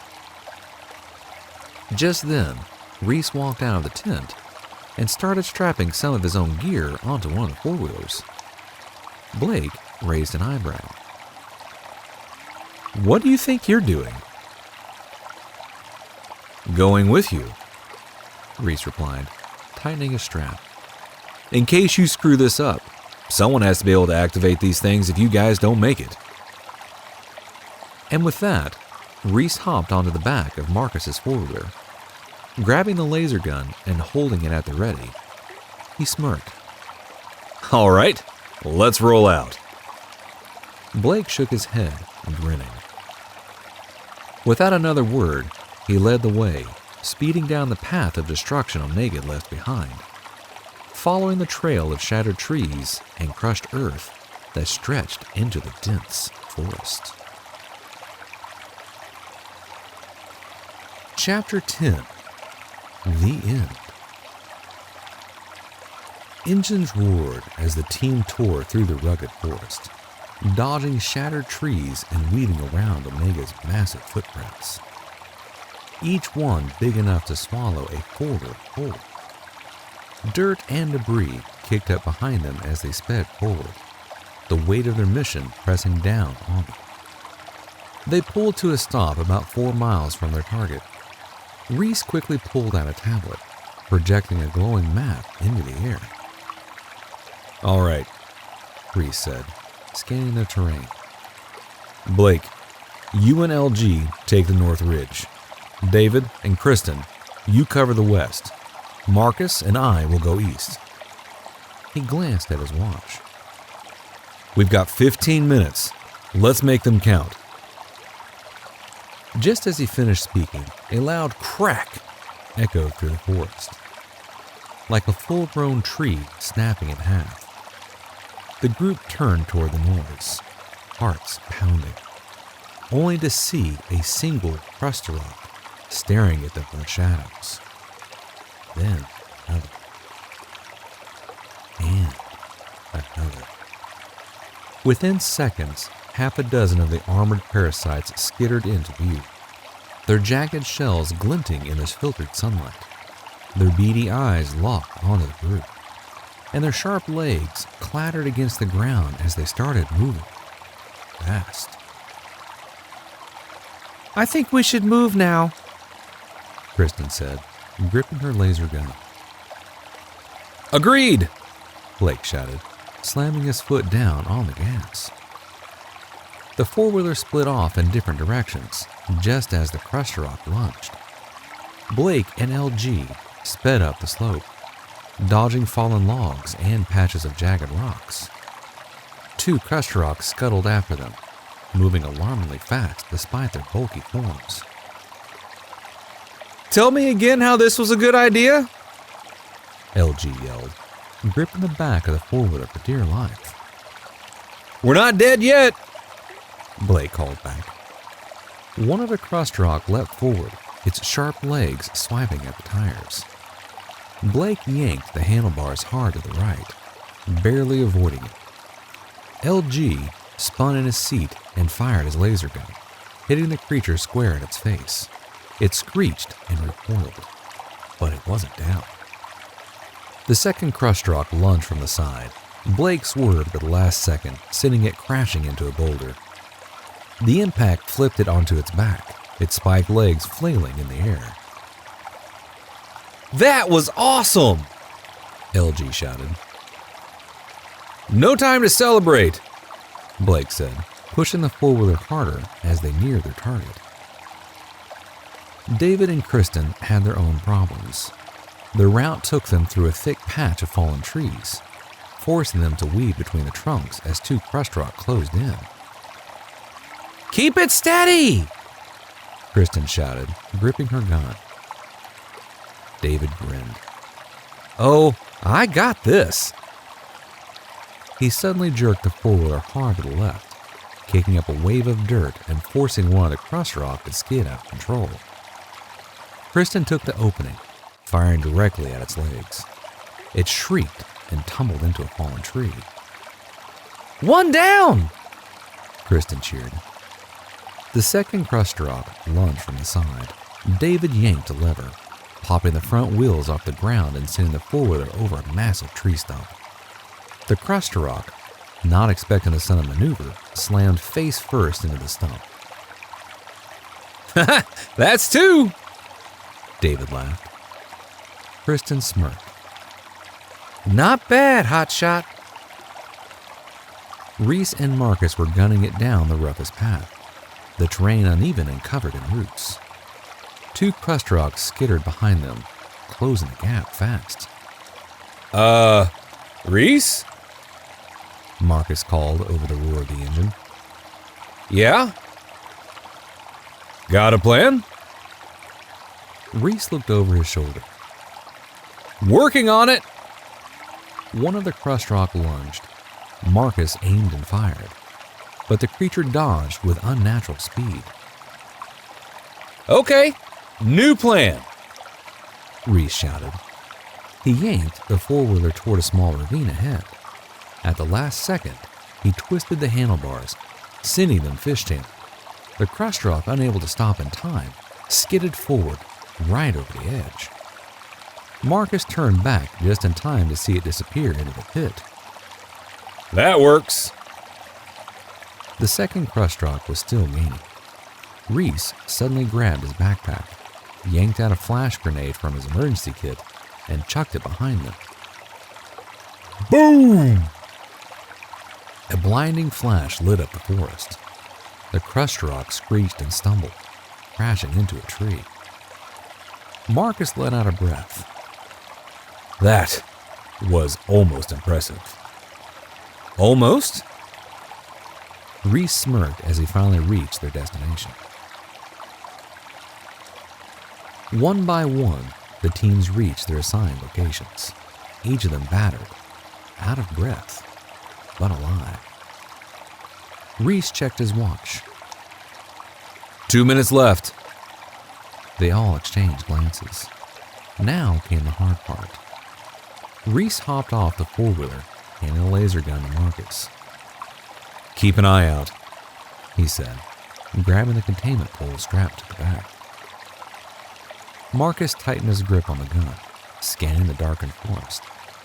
The eerie clicking sounds of the distant crushed rock echoed through the trees, making his fingers twitch near the trigger.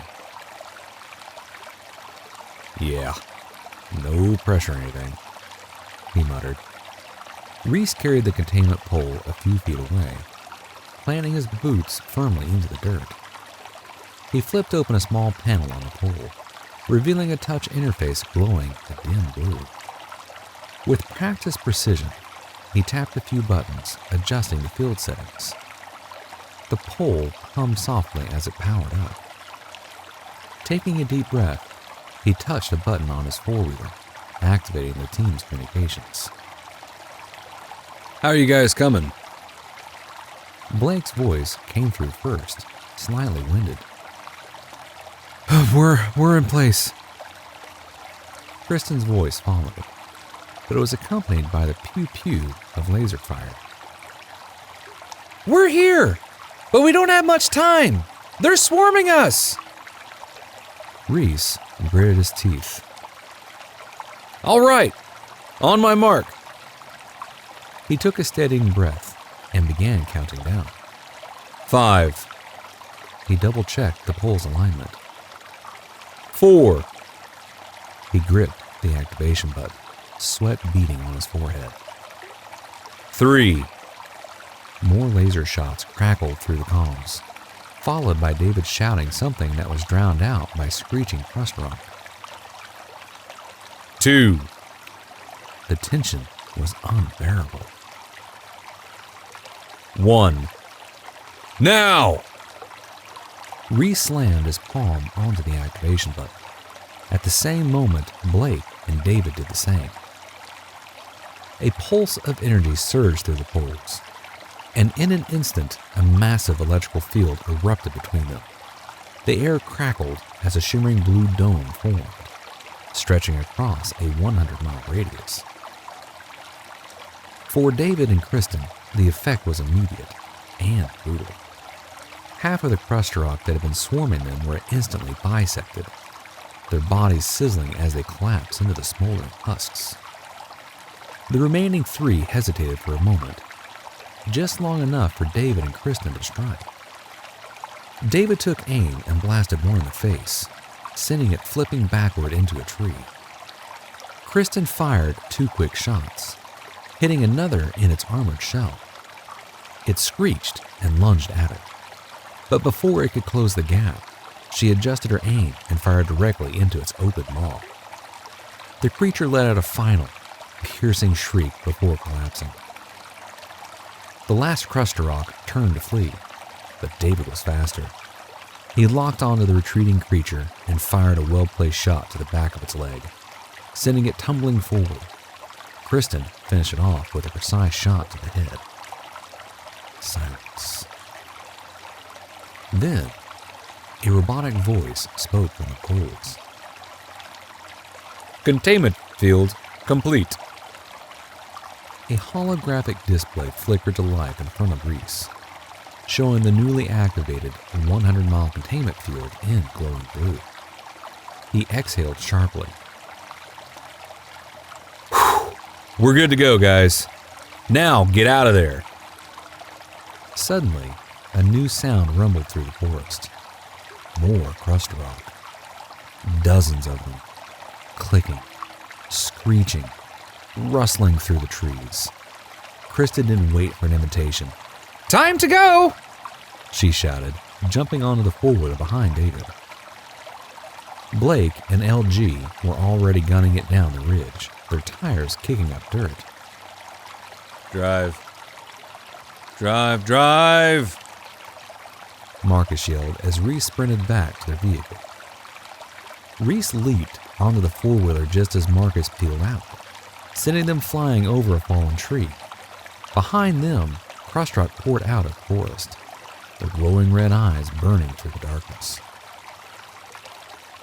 The forest exploded with movement as the crust rock horde surged forward, their razor-sharp legs tearing through the brush and splintering branches like buzzsaws. The ground shook beneath their armored bodies as they closed in on their fleeing prey. Marcus gritted his teeth as he gunned the throttle, the four-wheeler bouncing violently over the uneven terrain.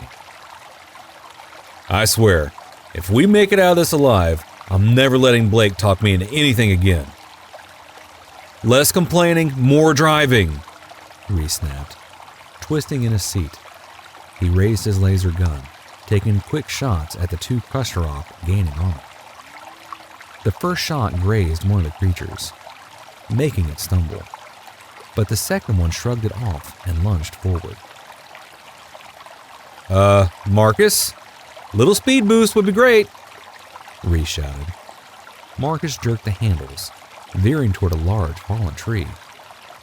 Hold on! He yelled before launching them over it. The crust rock behind them weren't so lucky. One slammed into the log, flipping over it and landing on its back, legs flailing.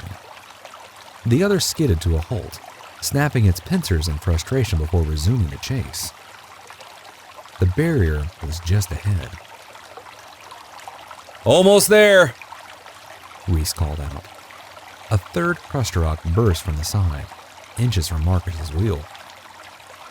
Nope! Marcus swerved hard, forcing it to crash head first into a boulder. That's what you get! They blasted past the containment field's edge just in time, tires kicking up dirt as they skidded to a stop. Behind them, the crust rock slammed into the visible wall. The creature screeched in fury, their pincers scraping uselessly against the unseen force. Some backed up and charged again, only to smash against it once more, hissing in frustration. Marcus let out a relieved laugh. Oh, that is so satisfying. David zigzagged through the trees, dodging obstacles as Kristen fired at the two Crustarok chasing him. These things don't give up! Kristen yelled, blasting one in the face. It shrieked but kept running, more enraged than injured. Yeah, well, neither do I, David snapped, yanking the four-wheeler into a hard drift to avoid a falling log. Kristen held on for dear life. Warn me before you do that! Where's the fun in that? She rolled her eyes before firing another shot, finally hitting a weak spot in one of the Crustarok's joints. The creature stumbled, then tumbled end over end before coming to a stop.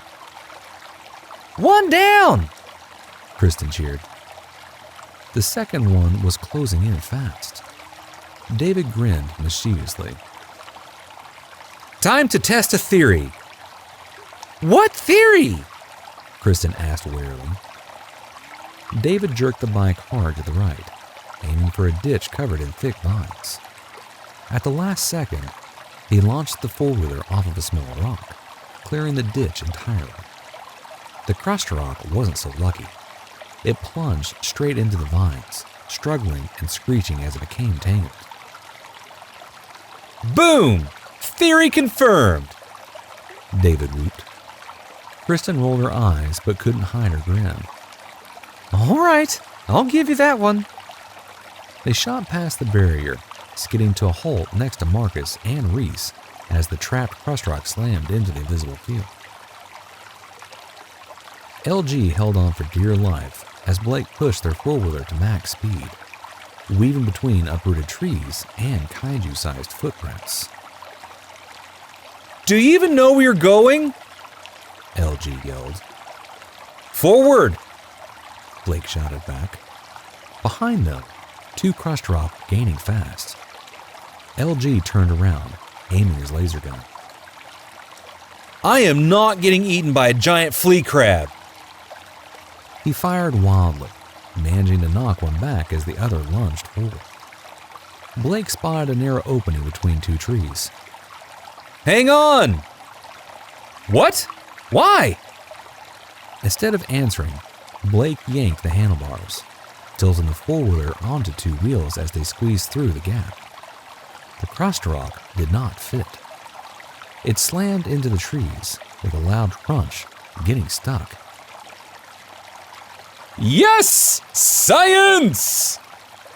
LG shouted triumphantly.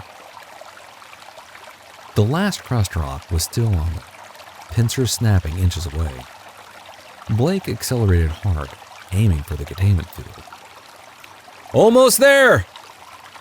Just before they reached the barrier, LG turned and fired point blank into the creature's face. It shrieked and skidded to a stop, giving them just enough time to pass through safely.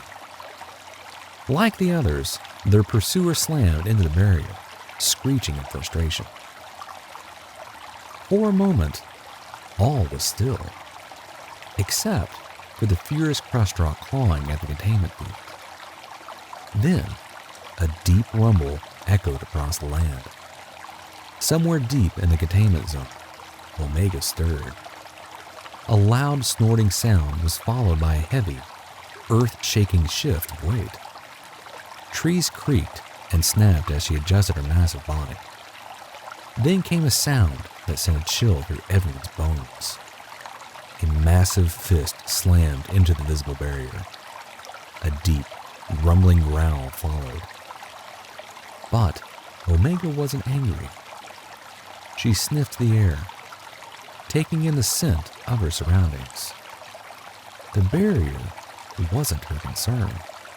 Her eggs were. With a satisfied grunt, Omega turned away, heading back to the nest she had built from the fallen trees. She curled around the massive clutch of eggs, her massive body settling into place. Before drifting back into sleep, she let out one final, defiant roar, a sound that echoed through the night like a warning to anything foolish enough to enter her domain. Then silence. Outside the barrier, the team sat on their four-wheelers, still catching their breath. "Well," Blake finally said, grinning, "that could have gone worse." LG shot him a glare. "We were almost flea food."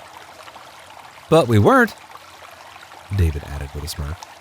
Marcus exhaled dramatically. "I vote we never do that again." Kristen crossed her arms. "Oh, you know we're going to have to." Reese smirked at the containment field.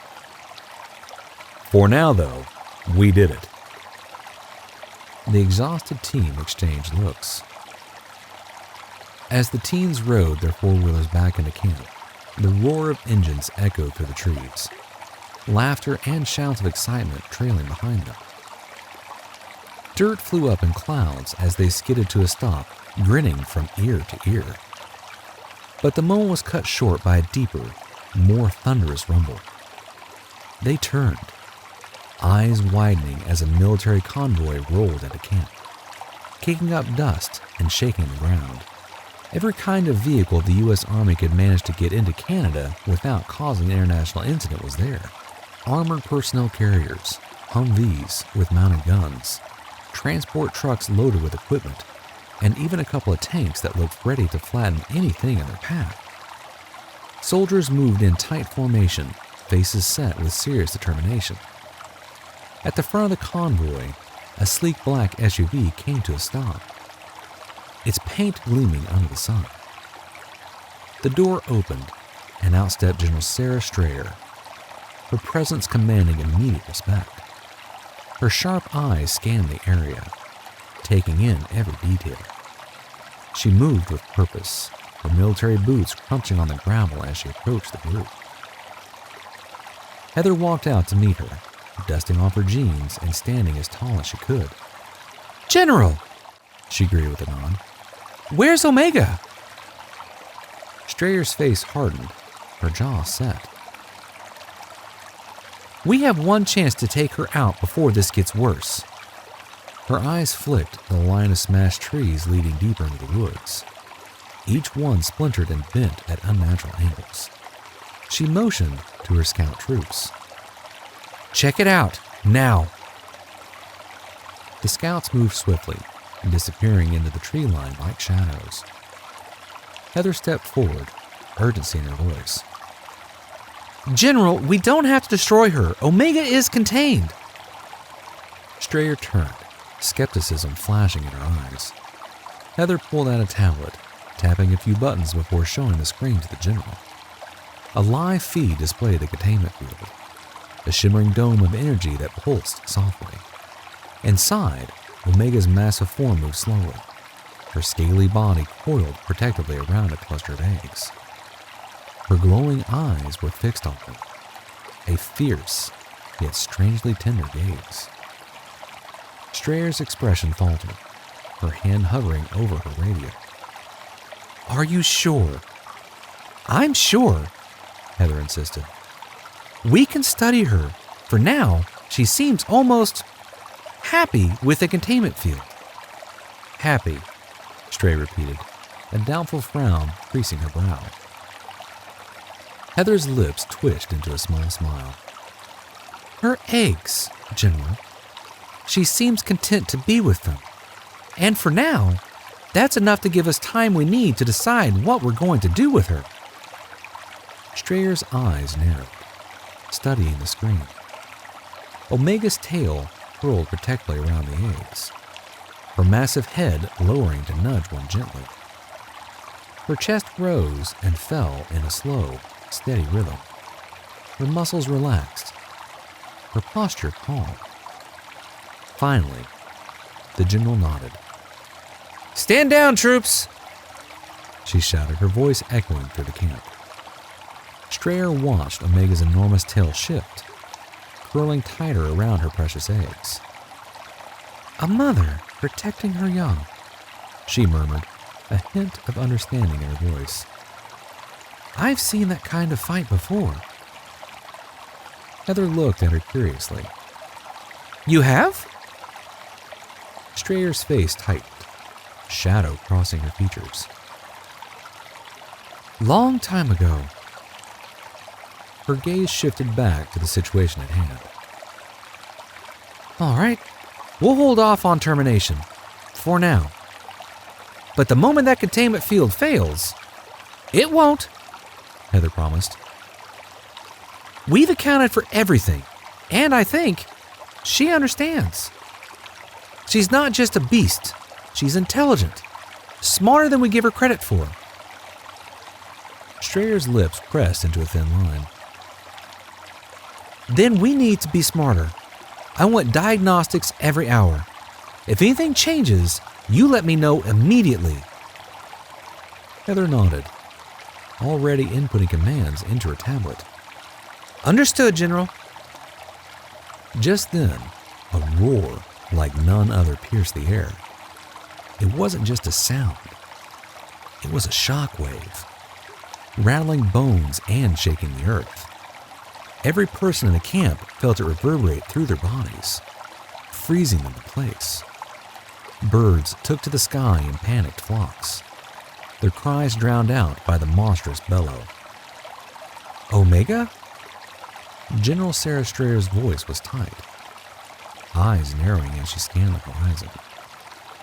Heather looked down at her tablet, the screen still showing Omega curled protectively around her eggs within the containment field. Even before she could fully check the readings, she knew the answer. Her voice was a whisper of dread. It's not her. Her eyes widened. That was something else. Something else? Sarah's expression hardened, but before she could say more, the roar came again.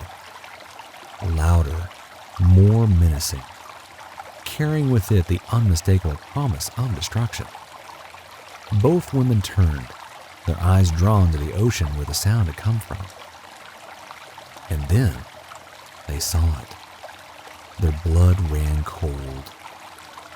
Rising from the churning sea like a nightmare, giving flesh was Glasserath. Towering above the waves, its massive body was coated in jagged ice and matted fur, shimmering with frost that dripped in icy tendrils. Its form was that of a monstrous bear, but more grotesque, more ancient, with limbs thick as tree trunks and claws that looked sharp enough to rend the very earth.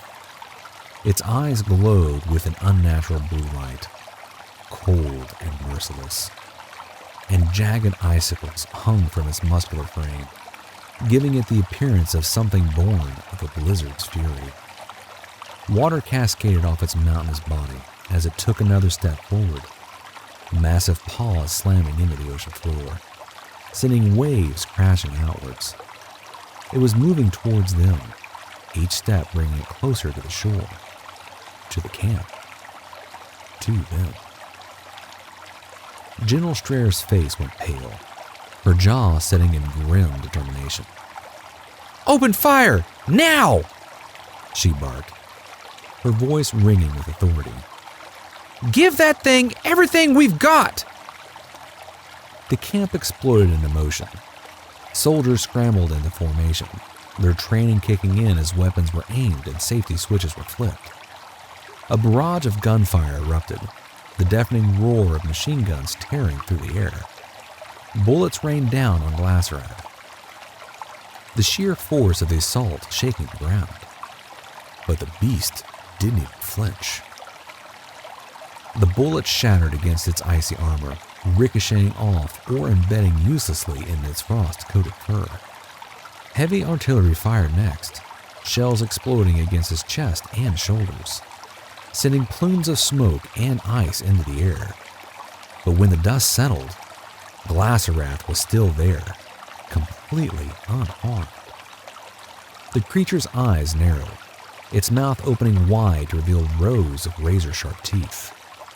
A blast of icy breath burst forth, freezing the ocean sprayed mid-air, crystals of frost forming where the wind touched. It roared again, louder, angrier, the sound echoing off the mountains and shaking the very earth beneath them. Fall back! General Strayer shouted. It's not working! Fall back and regroup! A soldier ran up to her, shouting over the chaos. General! The kids! Strayer's eyes widened as she saw them, huddled together, faces pale with fear. She grabbed her radio. Get those kids out of here now! Military personnel moved swiftly, scooping up LG, Blake, David, Marcus, and Kristen, ushering them toward a black van waiting on the edge of camp. The kids were pushed inside, doors slamming shut as the engine roared to life, tires kicking up dirt as the van sped off, weaving between tents and equipment, heading away from the monster. Inside the van, Blake pressed his face to the window, his heart hammering in his chest. Through the glass, he watched in horror as Glasserath raised one colossal paw and brought it down, smashing through a line of military vehicles like they were toys. Soldiers scattered, their shouts drowned out by the beast's enraged roars. Blake's eyes widened as twin beams of icy blue light erupted from Glasserath's glowing eyes, slicing through the air and striking the center of the scientist's camp. The beams exploded on impact, sending shards of ice and debris flying in all directions. Tents were obliterated, equipment was frozen solid in an instant, and the ground itself cracked and shattered beneath the force. The last thing Blake saw before the van rounded a corner and the scene vanished from view was the heart of the camp collapsing under a mountain of ice.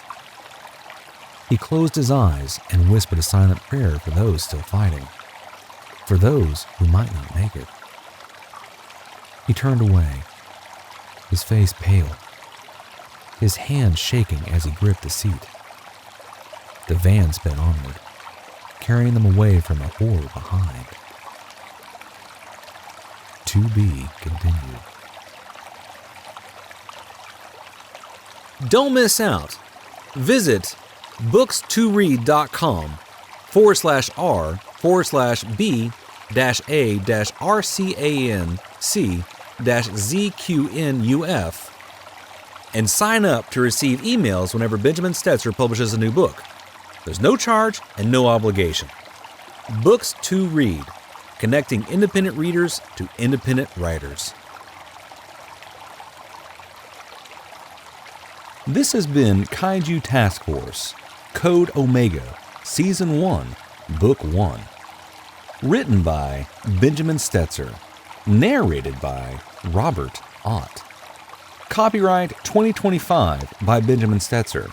Production copyright by Movie Stash. Thank you for listening. Audible hopes you have enjoyed this program.